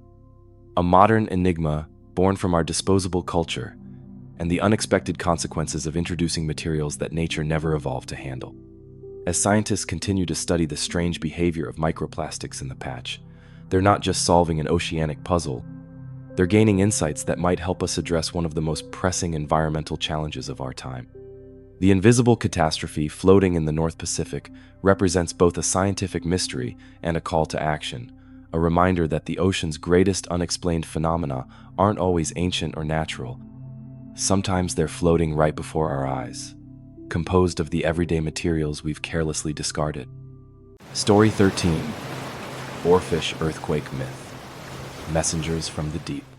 From the disturbing concentration of humanity's discarded plastics, we now turn to a creature of legend, a serpentine messenger from the abyss that appears, according to ancient folklore, as a harbinger of disaster. The oarfish, with its ribbon-like body stretching up to 17 meters in length and crowned with a fiery red crest, is rarely seen by human eyes. It spends its life in the mesopelagic zone, the ocean's twilight realm hundreds of meters below the surface, where sunlight barely penetrates. Yet occasionally, these spectacular creatures wash ashore, or appear in shallow waters, and when they do, an ancient belief resurfaces with them, that oarfish sightings predict earthquakes. Is this merely superstition? Or could these denizens of the deep actually sense impending seismic events before our most sophisticated instruments? This is the mystery of the oarfish earthquake connection, where science meets folklore in one of the ocean's most persistent enigmas. In Japanese tradition, the oarfish is known as Ryugu no Tsukai, the messenger from the palace of the sea god. For centuries, Japanese fishermen believed that when these serpentine fish appeared at the surface or washed ashore, they brought warnings of imminent earthquakes or tsunamis. Similar beliefs existed in other Pacific cultures, from the Philippines to the indigenous coastal tribes of North America, all associating these rare appearances with impending disaster. For most of history, these beliefs were dismissed by modern science as mere superstition, the kind of pattern-seeking behavior humans engage in when trying to make sense of random natural events. After all, correlation doesn't imply causation. The occasional appearance of a deep-sea fish couldn't possibly be connected to the complex geophysical processes occurring in the Earth's crust. Or could it? The possibility of a genuine connection between oarfish appearances and seismic activity gained international attention in 2011, when dozens of oarfish strandings were reported in Japan, in the year leading up to the devastating Tohoku earthquake and tsunami that killed over 20,000 people. The timing was too precise to ignore. These mysterious creatures had appeared in unusual numbers just before one of the most catastrophic seismic events in modern history. This wasn't an isolated incident. In 2013, two extremely rare oarfish strandings occurred along the coast of California within a week of each other, one measuring 14 feet, the other a staggering 18 feet in length. Just a few days after the second oarfish washed ashore, a 6.3 magnitude earthquake struck the Gulf of California. For those familiar with the ancient folklore, it seemed the messengers had delivered their warning once again. The pattern continued. In 2015, a flurry of oarfish sightings preceded seismic activity in both Chile and Taiwan. In 2019, several oarfish appearances in the Philippines were followed by significant earthquakes within days. These correlations, while not perfectly consistent, occur frequently enough to raise legitimate scientific questions about whether there might be a causal mechanism at work. The scientific community has begun to take the potential connection more seriously, proposing several hypotheses that could explain how deep-dwelling oarfish might detect or respond to precursors of seismic activity. One theory focuses on the sensitivity of fish to changes in underwater electrical fields. Earthquakes generate electromagnetic signals as crustal rocks undergo stress before breaking. These signals might be detected by sensitive marine creatures long before the actual seismic event occurs. Dr. Rachel Grant, a researcher who has studied animal behavior before earthquakes, explains, when rocks are under stress, they release charged particles that can ionize the air and water nearby. Many aquatic animals are extremely sensitive to these kinds of electrical changes, which could potentially alter their behavior days or even weeks before an earthquake. Another hypothesis suggests that oarfish might respond to changes in deep ocean currents or water chemistry caused by the release of gases or groundwater movements preceding seismic events. Underwater eruptions of methane or hydrogen sulfide from seafloor faults often precede major earthquakes. These chemical changes could potentially drive deep-dwelling creatures like the oarfish into shallow waters where they're more likely to be observed. Japanese scientists have noted that oarfish have extremely sensitive lateral lines, specialized sensory organs that run along the sides of many fish species, allowing them to detect minute changes in water pressure and movement. This heightened sensitivity might enable them to perceive subtle vibrations or alterations in the deep sea environment that humans and our instruments cannot yet detect. What makes the oarfish particularly interesting as a potential earthquake predictor is its habitat. Unlike most fish species that humans commonly observe, oarfish typically live at depths between 200 and 1,000 meters, precisely the zones where precursor activity to major earthquakes might first manifest. Their deep habitat along continental margins often overlaps with seismically active regions, potentially making them natural monitors of subtle changes in these environments. However, significant challenges exist in establishing a definitive scientific link between oarfish appearances and earthquakes. For one, our documentation of oarfish strandings is inconsistent and often anecdotal, making it difficult to establish clear statistical patterns. Additionally, not all earthquakes are preceded by oarfish sightings, and not all oarfish sightings are followed by earthquakes. Dr. Milton Love, a marine biologist specializing in deep-sea fish, cautions against leaping to conclusions. Oarfish do occasionally wash ashore for reasons that have nothing to do with earthquakes. They may be injured, diseased, or disoriented by changing ocean conditions. Without a systematic study of both oarfish behavior and seismic activity, the connection remains speculative. The challenge of studying this potential connection is compounded by the extreme rarity of oarfish sightings and our limited knowledge of their basic biology. These creatures are almost never observed in their natural habitat, and most of what we know about them comes from the occasional specimens that wash ashore, already dead or dying. No one has successfully kept an oarfish alive in captivity, and very few have been observed alive in the wild. What we do know is that the oarfish is a truly remarkable creature. With its ribbon-like body that can reach lengths of up to 17 meters or 56 feet, it's the longest bony fish in the world. Its appearance is nothing short of spectacular. A brilliant red dorsal fin runs the entire length of its silvery body, forming a dramatic crest on its head that likely inspires many sea serpent legends. It propels itself not with typical fish-like movements, but with undulations of its dorsal fin, moving through the water like a living ribbon. In recent years, advances in deep-sea exploration technology have offered rare glimpses of oarfish in their natural environment. ROVs, remotely operated vehicles, and deep-sea submersibles have occasionally captured footage of these elusive creatures moving vertically through the water column with an otherworldly grace. These rare observations confirm that oarfish normally maintain a vertical posture in the water, with their heads upward, a position that would theoretically maximize their ability to detect changes coming from the seafloor below. The Japanese government has begun taking the potential connection seriously enough to include oarfish sightings in their earthquake monitoring data. Similarly, researchers in several Pacific nations have established protocols for documenting and reporting oarfish appearances, hoping to create a database robust enough for meaningful statistical analysis. Whether or not oarfish truly can predict earthquakes, their rare appearances capture our imagination because they represent a tangible connection between two mysterious realms, the deep ocean and the deep earth, both largely inaccessible to direct human observation. These magnificent creatures emerge from the darkness below, like messengers from another world, perhaps carrying warnings encoded in their very behavior, if only we could learn to interpret them correctly. For now, the mystery persists. Are oarfish merely dying or disoriented fish that randomly wash ashore, sometimes coincidentally before earthquakes? Or are they living seismographs, evolved over millions of years to detect subtle changes in their environment that might signal impending disaster? As with many ocean mysteries, the answer may lie somewhere in the depths, waiting to be discovered by those patient and persistent enough to look beyond the surface. Story 14. Hydrothermal Vent Ecosystems. Life without light.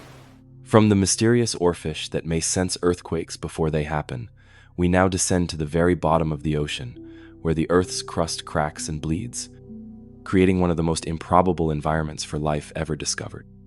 This is the story of hydrothermal vents, underwater geysers that have shattered our most fundamental assumptions about what conditions are necessary for life to exist.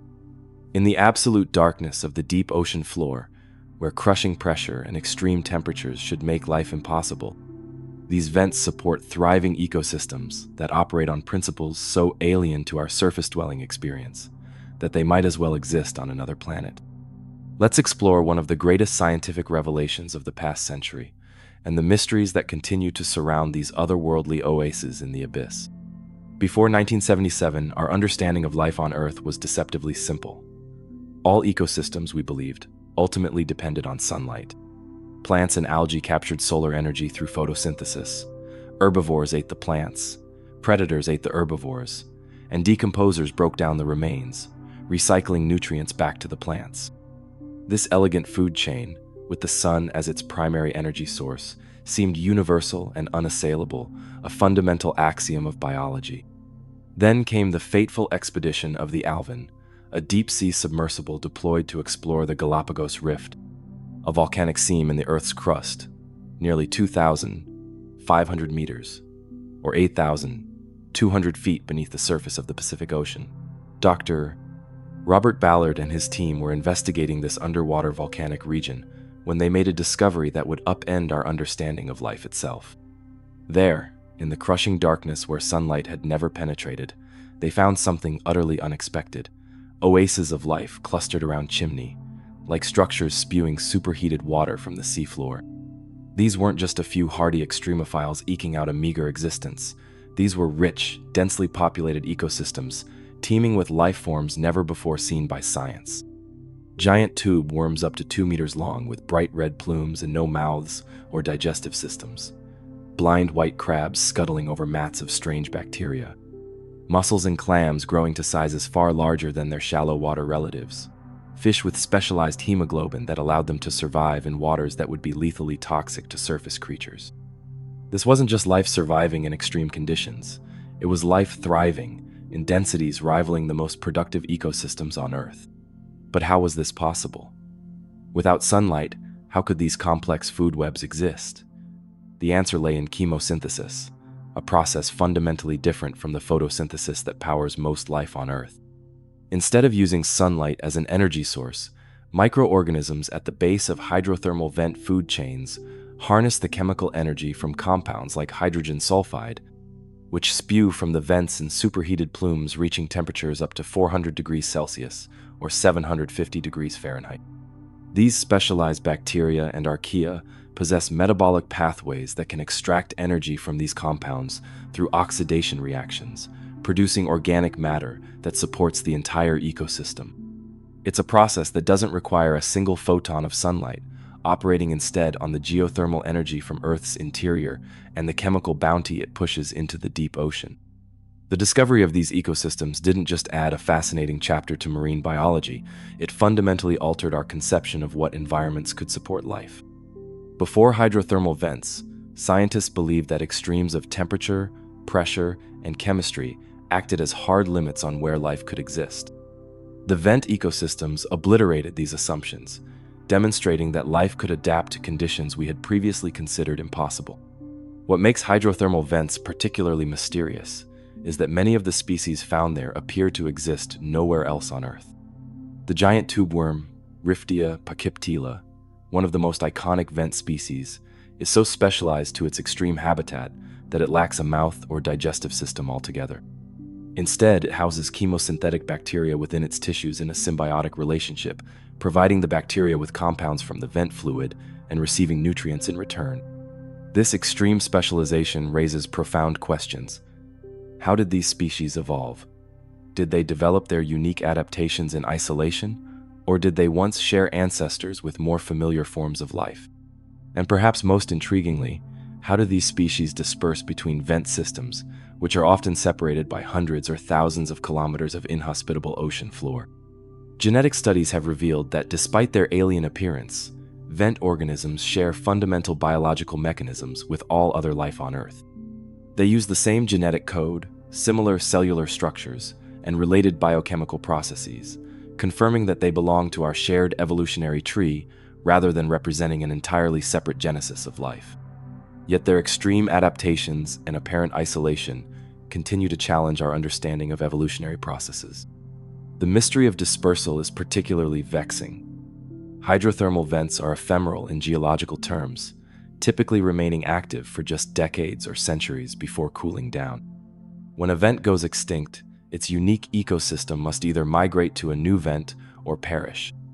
Yet many vent species, including the massive tube worms, lack any obvious mechanism for long-distance travel, especially as adults anchored to the seafloor. Recent research suggests that vent species may disperse as microscopic larvae, carried by deep ocean currents to colonize new vent systems as they emerge from volcanic activity. But this explanation creates its own puzzles. How do these tiny larvae find their way to the next viable habitat across vast stretches of barren ocean floor? Do they follow chemical signatures in the water?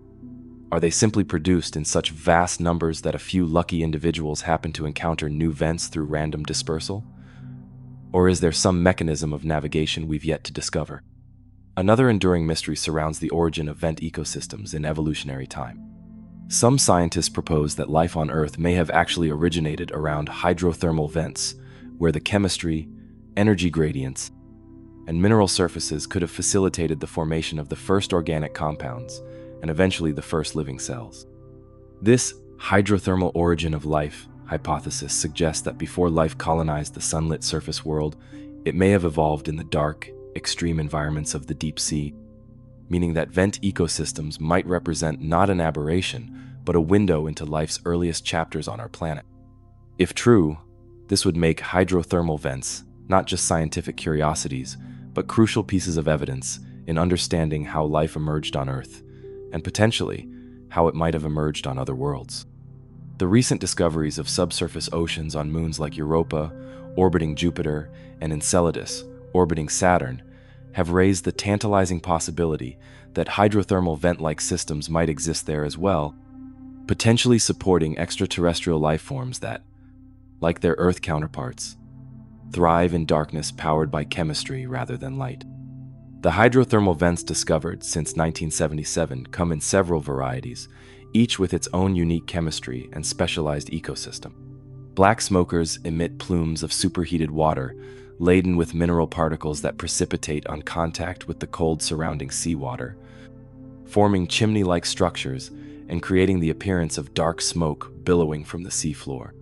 White smokers contain different mineral compositions, producing lighter-colored plumes and supporting distinct communities of organisms. A particularly enigmatic variant was discovered in 2000 in the mid-Atlantic, the Lost City hydrothermal field. Unlike typical vents, which form along volcanic ridges, Lost City sits atop an underwater mountain and produces much cooler fluids, 40 to 90 degrees Celsius, through different chemical reactions. The resulting structures aren't the typical chimneys, but massive carbonate towers that can reach heights of 60 meters. The ecosystem here differs markedly from other vents, raising new questions about the diversity of chemosynthetic habitats that might exist throughout the world's oceans. As exploration continues, scientists regularly discover new vent systems with unique features and previously unknown species. In 2020, researchers exploring the seafloor near Australia discovered a vent ecosystem dominated by hairy-bodied Hoff crabs, nicknamed after actor David Hasselhoff, entirely different from vent communities in other parts of the world. Each new discovery underscores how much remains unknown about these extraordinary environments. The study of hydrothermal vents extends beyond biology into geology, chemistry, and even the search for extraterrestrial life. These underwater geysers represent not just an extreme environment where life has found a foothold, but a window into processes that shape our planet, influence global ocean chemistry, and might reflect conditions on other worlds where life could potentially exist.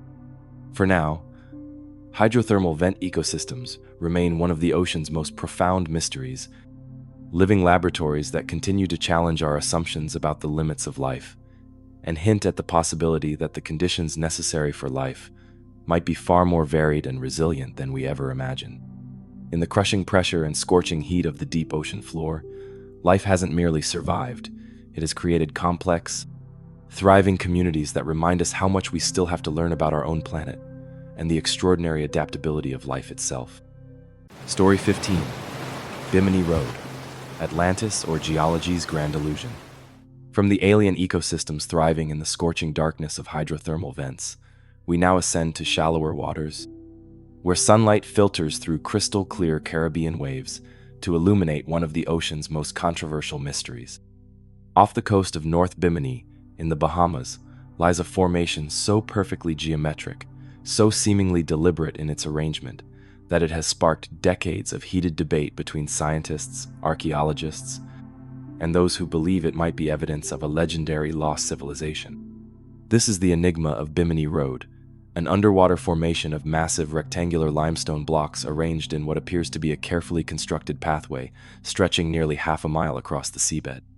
Is it the handiwork of ancient engineers, perhaps even the fabled road to Atlantis? Or is it one of nature's most spectacular geological illusions? Let's dive into the controversy that continues to divide experts and capture imaginations worldwide. The story begins in September 1968, when underwater explorer and pilot Joseph Manson Valentine was flying over the waters near North Bimini Island. Looking down through the clear Bahamian waters, He spotted something unusual, what appeared to be an organized arrangement of large rectangular stones lying on the ocean floor. Valentine, along with two companions, immediately dove to investigate what would soon become one of the most controversial underwater discoveries of the 20th century. What they found was astonishing, an extensive formation of limestone blocks, many of them nearly perfectly rectangular and arranged in what appeared to be a deliberate pattern. The formation consisted primarily of two main features: a straight primary road stretching for about 1,600 feet or 500 meters, and a second, shorter formation that branches off at an angle, creating a J-shaped configuration.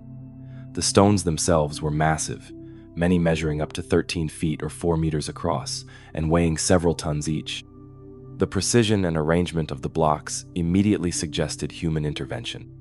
The primary formation, in particular, displayed multiple courses of stones laid side by side, creating what looked remarkably like an ancient causeway or harbor structure. Some of the blocks appeared to be fitted together with remarkable precision, further suggesting deliberate construction rather than random natural formation. News of the discovery spread rapidly, fueled in part by a prediction made decades earlier by the famous psychic Edgar Cayce. In the 1930s, Cayce had prophesied that portions of Atlantis would begin to emerge near Bimini around 1968 or 1969, precisely when the road was discovered. For believers in the lost continent, this synchronicity was too perfect to be coincidence. The Bimini Road became the Bimini Wall, or Atlantis Road in popular culture, heralded as evidence that Plato's legendary advanced civilization had indeed existed.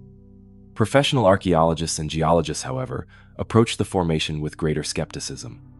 Initial scientific surveys began almost immediately after the discovery, with researchers applying the rigorous methodologies of their fields to determine whether the Bimini formation was truly artificial or merely an unusual natural phenomenon.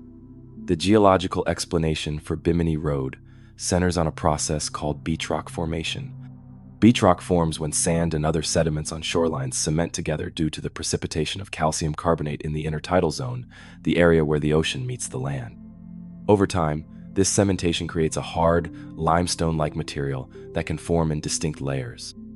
As sea levels rise, these formations can become submerged, creating underwater features that sometimes display remarkably regular patterns. According to geologists, the rectangular blocks of the Bimini Road are the result of natural fracturing along stress lines in this beach rock. Limestone naturally tends to break along flat plains, creating the appearance of cut stone blocks. The relatively uniform size and shape of many blocks could be explained by consistent patterns of erosion and fracturing in a homogeneous material, rather than by human design. Dr. Eugene Shin, a geologist with the United States Geological Survey who conducted extensive research at the site in the 1970s and 1980s, found compelling evidence supporting the natural origin theory. Core samples taken from the blocks revealed that they were composed of marine limestone consistent with local beach rock formations. The samples showed horizontal layers typical of natural sedimentary processes, rather than the homogeneous composition one would expect from manufactured stone blocks. Moreover, Shin and his colleagues discovered that many of the blocks weren't actually separate pieces at all, but were connected beneath a layer of sand, forming part of a continuous natural limestone formation. The apparent joints between blocks were actually natural fractures that hadn't completely separated the stone. Radiocarbon dating of the materials yielded ages of approximately 2,000 to 4,000 years, far more recent than the supposed timing of Atlantis, which Plato placed at around 9,600 BCE, but consistent with known sea level changes in the Bahamas during the late Holocene period. From a geological perspective, the formation aligns with known natural processes and isn't particularly unusual. Similar beach rock formations have been documented in numerous locations around the world, though few have achieved the notoriety of the Bimini example. Proponents of the artificial origin theory, however, point to several features they believe cannot be explained by natural processes alone. The arrangement of stones in apparently straight lines and right angles seems too precise to be coincidental. Some blocks appear to be fitted together in ways reminiscent of ancient construction techniques seen in Peru, Egypt, and other sites of early civilization. Dr. Manson Valentine, the original discoverer, noted what he believed were tool marks on some of the blocks, suggesting they had been shaped by human hands. Others have identified what they interpret as evidence of sophisticated engineering, including what appear to be leveling stones beneath some blocks and possible harbor features. Perhaps most intriguing are the claims of a possible megalithic site nearby. In the 1970s and 1980s, researchers including Dr. David Zink reported finding additional underwater features in the vicinity, including what appeared to be a large stone circle and possibly carved columns. These findings, if verified, would strengthen the case for human involvement in the area, though mainstream archaeology has remained skeptical. The Bimini controversy intensified in 2007 when explorer Paulina Zalitsky reported discovering submerged structures off the coast of Cuba that appeared to show geometric patterns similar to city streets and buildings. Located at a depth of approximately 2,000 feet, these structures were detected using sonar technology, but have proven difficult to investigate directly. Some proponents of the Atlantis theory suggest these Cuban formations might be connected to the Bimini site, part of a larger Atlantic civilization. The debate surrounding Bimini Road touches on broader questions about human prehistory and the possibility of advanced ancient civilizations. Conventional archaeology holds that human societies capable of sophisticated stonework and large-scale construction emerged relatively recently, with the earliest monumental architecture dating to around 5,000 years ago in places like Egypt and Mesopotamia. However, a growing number of researchers point to enigmatic sites around the world, from Göbekli Tepe in Turkey, dated to 9,500 BCE, to underwater structures off the coast of Japan, as evidence that sophisticated human engineering may have a much longer history than previously thought. The question of Bimini Road is further complicated by its potential connection to Plato's account of Atlantis. In his dialogues Timaeus and Critias, written around 360 BCE, Plato described an advanced island civilization that supposedly existed 9,000 years before his time.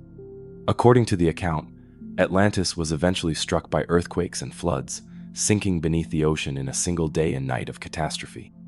While mainstream archaeology has long considered Atlantis a philosophical fiction rather than historical reality, the enduring power of the story has led generation after generation to search for physical evidence of its existence. The Bimini discovery, coming precisely when Edgar Cayce had predicted Atlantean ruins would emerge, seemed to many like the confirmation they had been waiting for. The mystery of Bimini Road remains unresolved, with compelling arguments on both sides. Geologists point to core samples, fracture patterns, and composition analysis as evidence of natural formation. Those arguing for artificial origin highlight the geometric arrangement, apparent fitting techniques, and the coincidental timing of the discovery with Cayce's prediction. What makes the Bimini Road particularly fascinating is that it exists in a middle ground where both natural and artificial explanations remain plausible. Unlike some pseudo-archaeological claims that can be easily dismissed, the Bimini Formation presents genuine ambiguities that continue to challenge researchers. The site also raises important questions about how we evaluate evidence and form conclusions. How do we distinguish between natural formations that mimic artificial structures and actual human constructions that have been altered by natural processes?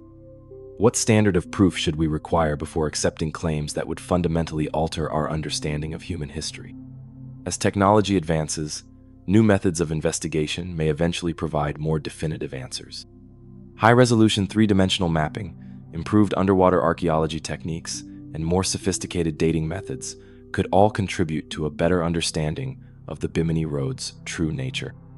Until then, these mysterious stones will continue to lie beneath the clear Bahamian waters, their origins debated, their significance contested, a reminder that even in our age of scientific advancement, the ocean still holds mysteries that blur the line between the natural and the human-made, between geological fact and archaeological fantasy. Story 16, Aegean Sea Ruins, a lost city without a name.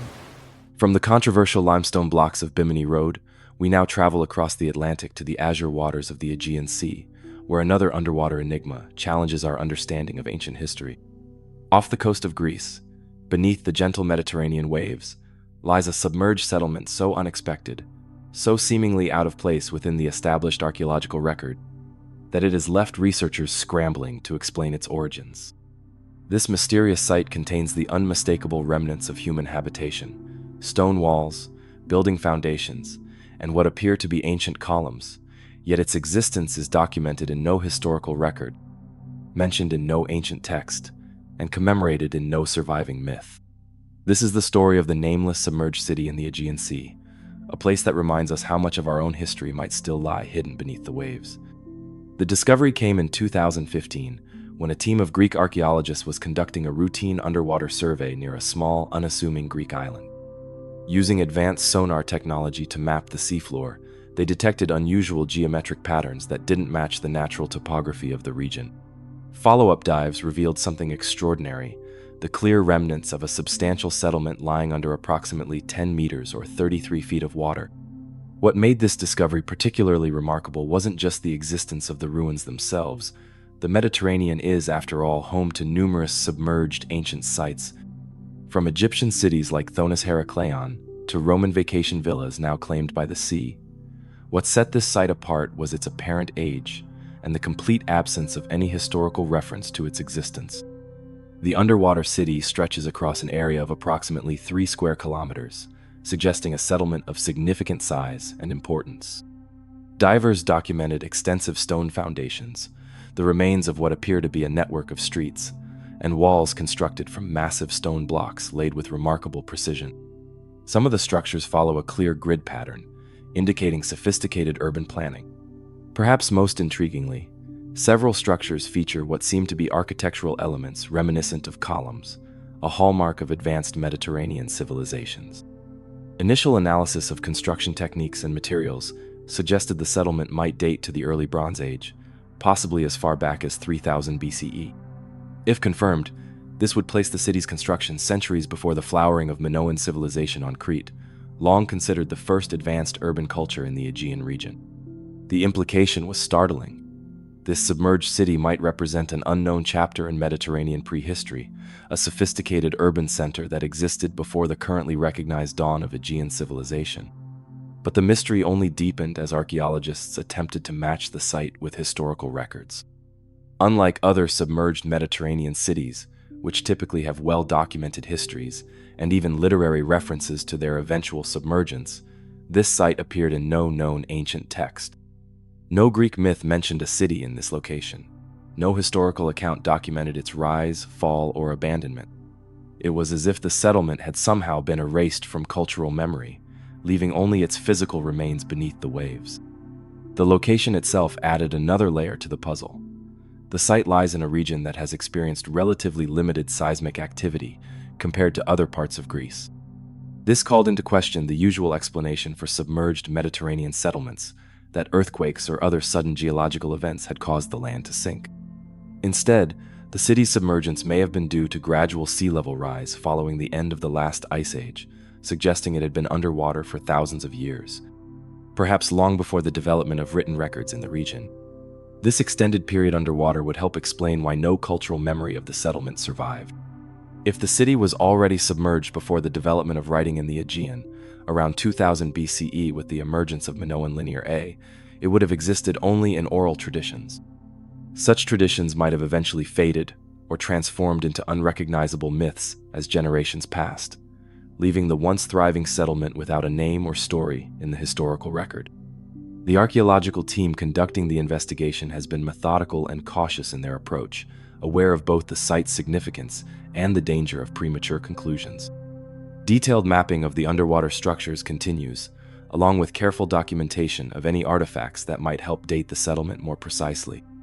Small-scale excavations have been conducted in selected areas, though the challenges of underwater archaeology make progress slow and painstaking. Several artifacts recovered from the site have fueled further speculation about its origins. Fragments of pottery display manufacturing techniques consistent with early Bronze Age craftsmanship but with distinctive stylistic elements not typically found in other Aegean sites from the period. Stone tools recovered from the area show sophisticated workmanship, including some made from materials not native to the immediate region, suggesting trade networks. Perhaps most tantalizingly, several small figurines have been discovered that bear similarities to Cycladic art, but with unique characteristics that don't neatly fit into established artistic traditions. The scientific community has proposed several theories to explain this mysterious underwater city.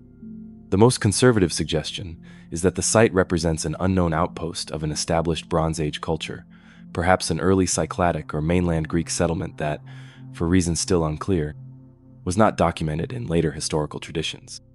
The lack of historical reference might be simply due to the fragmentary nature of our knowledge about this early period, much of which comes to us through archaeology rather than texts. A more radical proposal suggests the site might represent evidence of a previously unknown civilization in the Aegean, one that developed sophisticated urban planning and architecture independently of, or even before, the better-known Minoan and Cycladic cultures. If true, this would require significant revision of our understanding of Aegean prehistory and the development of early European civilization. Others have suggested the site might be connected to cryptic references in Egyptian texts to the Sea Peoples, mysterious maritime raiders who contributed to the Bronze Age collapse around 1200 BCE. While the apparent age of the underwater city seems too early to connect directly with these events, it's possible the settlement represents an earlier phase of a maritime culture that later evolved into one of the Sea Peoples groups. This remains highly speculative, however, and most archaeologists consider the city too early to be directly connected to these later events. Perhaps the most challenging aspect of studying this site is that it appears to have been abandoned long before its submergence. Unlike other underwater cities like Alexandria's submerged quarters or Baia in Italy, which show evidence of active use right up until the sea claimed them, this Aegean settlement displays signs of having been deserted centuries before rising waters covered its streets and buildings. This abandonment further complicates the historical puzzle, adding questions not just about the city's identity but about what caused its population to leave. Climate change has emerged as one possible explanation for the abandonment. The period between 2200 and 2000 BCE saw significant climate disruption across the eastern Mediterranean, with evidence of extended drought that may have made the settlement unsustainable, leading to its abandonment centuries before rising sea levels eventually covered it.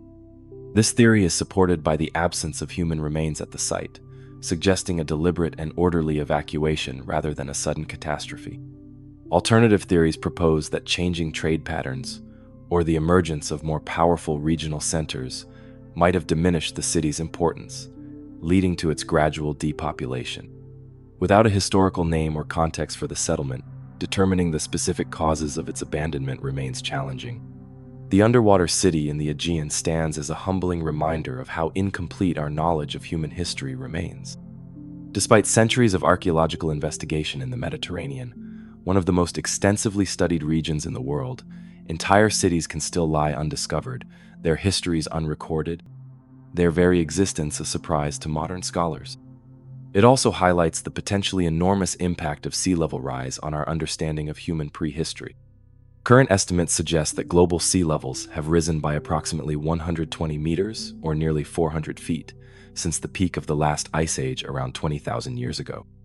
This means vast areas that would have been habitable during the formative periods of human civilization now lie underwater, potentially hiding countless settlements, monuments, and artifacts from periods before written history. As investigation of the site continues, archaeologists hope that more definitive evidence will emerge to place this mysterious city within a clearer historical context. Perhaps connections to known cultures will be established through distinctive artifacts, or advances in underwater excavation techniques will reveal more about the daily life and eventual fate of its inhabitants.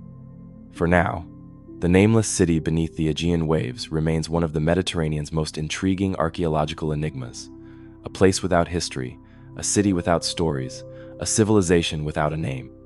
It stands as a powerful reminder that beneath the sea's surface may lie not just the occasional lost artifact or shipwreck, but entire chapters of human history waiting to be rediscovered and retold. Story 17. White Shark Café, the ocean's most mysterious meeting place. From the nameless ruins beneath the Aegean waves, we now turn to a different kind of ocean mystery, not one involving ancient human artifacts, but a puzzling behavior of one of the ocean's most formidable predators. In the seemingly empty expanse of the Pacific Ocean, halfway between Hawaii and Mexico, lies an area that scientists have dubbed the White Shark Café.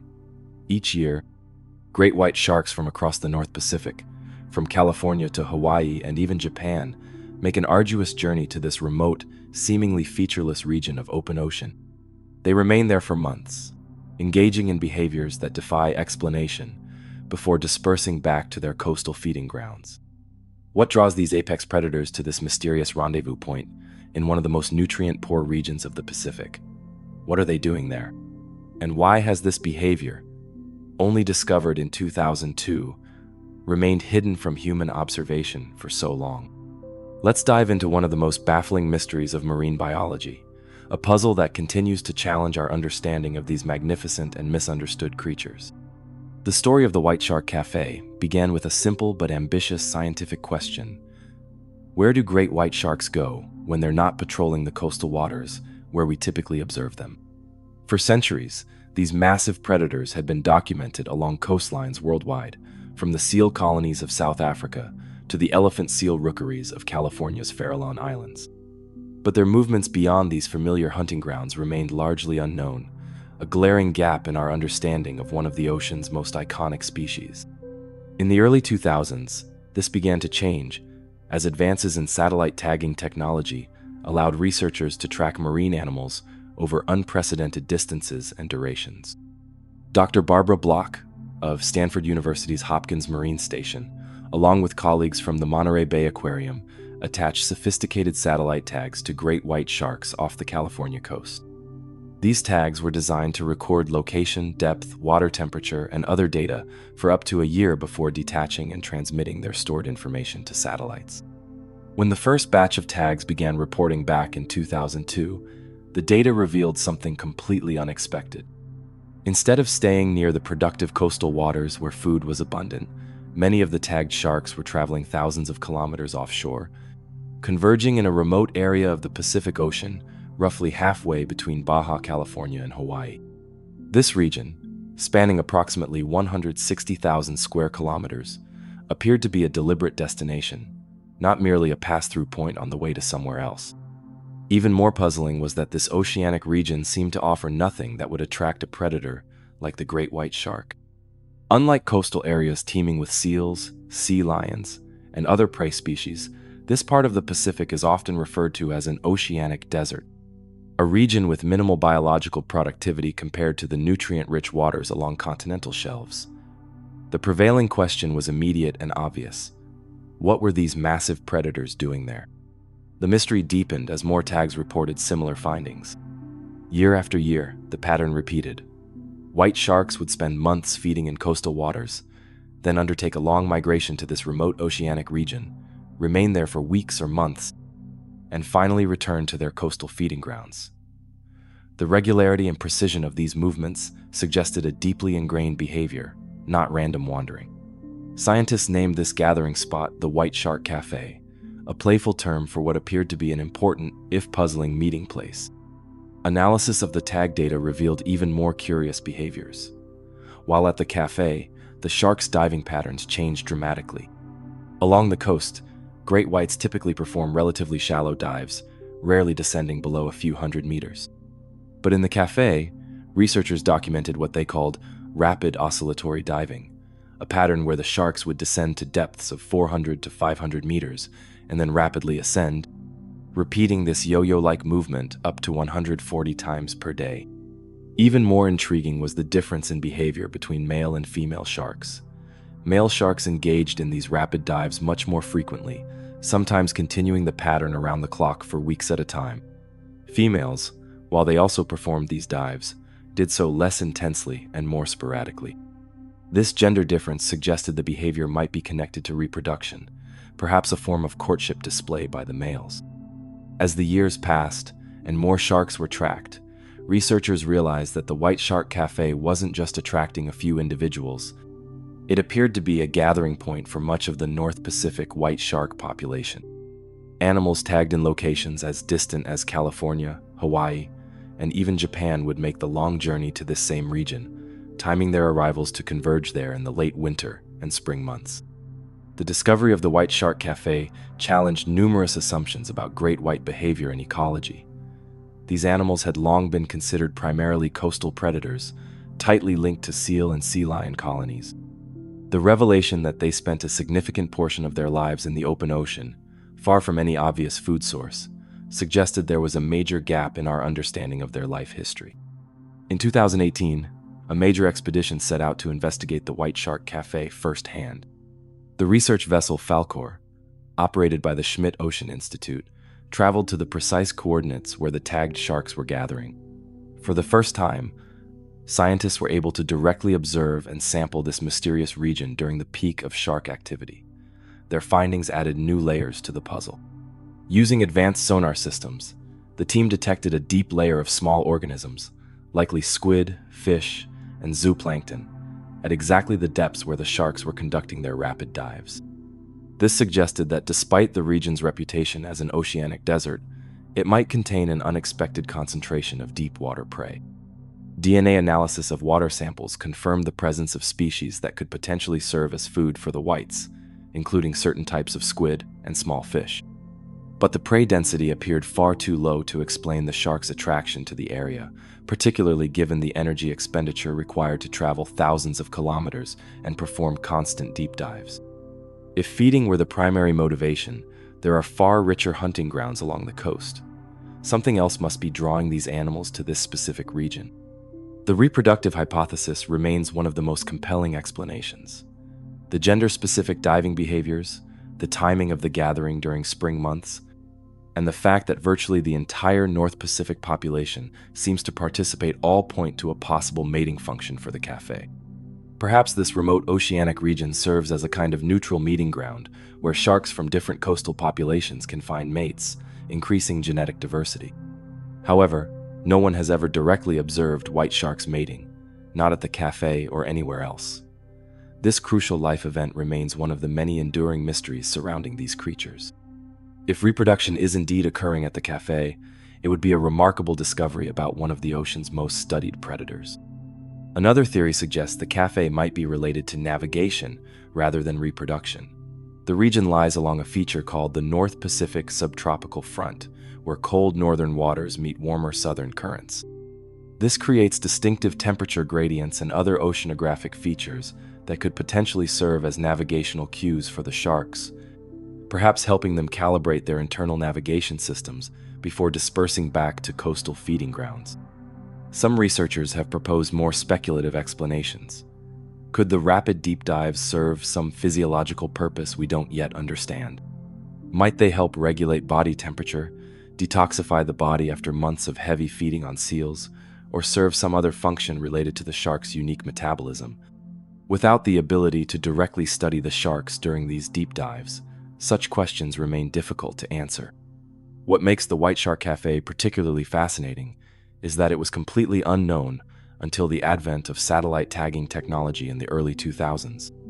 This raises a humbling question. How many other critical habitats and behaviors of marine animals remain undiscovered simply because they occur far from human observation? The ocean, especially its deeper and more remote regions, continues to hide countless secrets about even its largest and most iconic inhabitants. The White Shark Café also highlights how little we still understand about great white sharks, despite their cultural prominence and decades of scientific study. These animals have existed on Earth for at least 16 million years, evolving complex behaviors and migration patterns that we are only beginning to glimpse. The discovery of the Café was a powerful reminder of how limited our knowledge remains, even about species that capture widespread human attention and research focus. The mystery of the White Shark Café continues to drive ongoing research. More sophisticated tags, underwater drones, and environmental DNA sampling are all being deployed to better understand this phenomenon. Each year, as tagged sharks make their mysterious pilgrimage across the Pacific, they carry with them both data-collecting devices and the enduring questions that continue to puzzle scientists. What is the ultimate purpose of this remarkable gathering? What are the sharks communicating to each other through their distinctive diving patterns? And what other secrets might these magnificent predators still be keeping from us in the vast blue wilderness they call home? Story 18. Earth's Hum from the Ocean, the planet's mysterious heartbeat. From the enigmatic gathering of great white sharks in a seemingly featureless stretch of the Pacific, we now turn to an even more pervasive ocean mystery, one that isn't confined to a single species or location, but rather encompasses our entire planet. Beneath the cacophony of crashing waves, chattering marine life, and human activity lies a constant, subtle vibration that scientists have dubbed Earth's hum. This mysterious low-frequency sound, first detected in 1998, emanates primarily from the world's oceans and reverberates through the planet itself, creating a continuous background noise that few humans ever perceive. But that might hold profound insights into the inner workings of our world. What causes this planetary heartbeat? Why is it strongest in the Pacific? And what might it tell us about the complex systems that govern our dynamic planet? Let's dive into one of the most fundamental and mysterious sounds on Earth, a constant whisper from the deep that scientists are only beginning to understand. The story of Earth's hum begins not in the ocean, but on land. For decades, seismologists had been puzzled by unexplained noise in their most sensitive instruments. Even on days when no earthquakes were recorded and weather conditions were calm, seismographs around the world picked up faint but persistent vibrations. Initially dismissed as instrumental artifacts or human-caused disturbances, these signals proved surprisingly consistent across different monitoring stations worldwide. In 1998, Japanese seismologist Naoki Suda published a groundbreaking paper that identified these vibrations as a real geophysical phenomenon, a continuous oscillation of the Earth itself at extremely low frequencies, typically between 2 and 7 MHz. To put this in perspective, the lowest note on a piano vibrates at about 27.5 Hz, which means Earth's hum is over 10,000 times lower than the lowest sound humans can hear. It's not a sound in the conventional sense, but rather a rhythmic movement of the planet's surface, rising and falling by as little as a few millimeters, yet detectable with modern instruments. The discovery immediately raised fundamental questions. What could cause an entire planet to vibrate continuously? Was this evidence of some unknown geological process deep within the Earth? Might it be related to the planet's rotation, magnetic field, or core dynamics? The answer, it turned out, came from a surprising direction. In 2004, researchers analyzing more precise seismic data determined that the hum wasn't coming from inside the Earth at all. It was coming from the oceans. Specifically, the strongest signals originated in the Pacific Ocean, with secondary sources in the Atlantic and Indian Oceans. This oceanic origin explained why the hum's intensity varied with the seasons, growing stronger during winter in each hemisphere when ocean storms are more frequent and powerful. But exactly how do the oceans make the entire planet ring like a bell? The leading theory centers on the interaction between ocean waves and the seafloor. When storm systems generate large ocean waves, these waves don't just move across the surface, they create pressure changes that extend all the way to the seafloor. As waves from different storms collide and interact, they create standing waves, pressure oscillations that hammer against the ocean floor with remarkable consistency. This constant hammering transmits energy into the solid Earth, causing the planet to vibrate at specific resonant frequencies, much like striking a bell causes it to ring at its characteristic tone. The larger the ocean basin, the lower the frequency of these vibrations, which explains why the Pacific Ocean, the largest body of water on Earth, contributes most significantly to the lowest frequencies of the planetary hum. What makes Earth's hum particularly fascinating is its ubiquity and constancy. Unlike earthquakes or volcanic eruptions, which are discrete events, the hum is always present, a continuous background process that has likely been occurring for as long as Earth has had oceans. In a very real sense, it represents the planet's heartbeat, a steady rhythm driven by the ceaseless interaction of atmosphere, ocean, and solid Earth. The discovery of Earth's hum has opened up new avenues for scientific investigation. Because the hum penetrates deep into the Earth, its patterns and properties can be used to study the planet's interior structure in ways that complement traditional seismic methods. Earthquakes provide valuable but intermittent glimpses into Earth's interior. The hum offers a constant, if subtle, window into our planet's hidden architecture. In recent years, researchers have refined their understanding of the hum's characteristics. They've found that it's not a single tone, but a complex spectrum of frequencies, with distinct peaks that correspond to specific resonant modes of the entire planet. These modes, in turn, are influenced by factors ranging from the shape of ocean basins to the properties of the Earth's mantle and core. One of the most interesting aspects of the hum is its variation over time.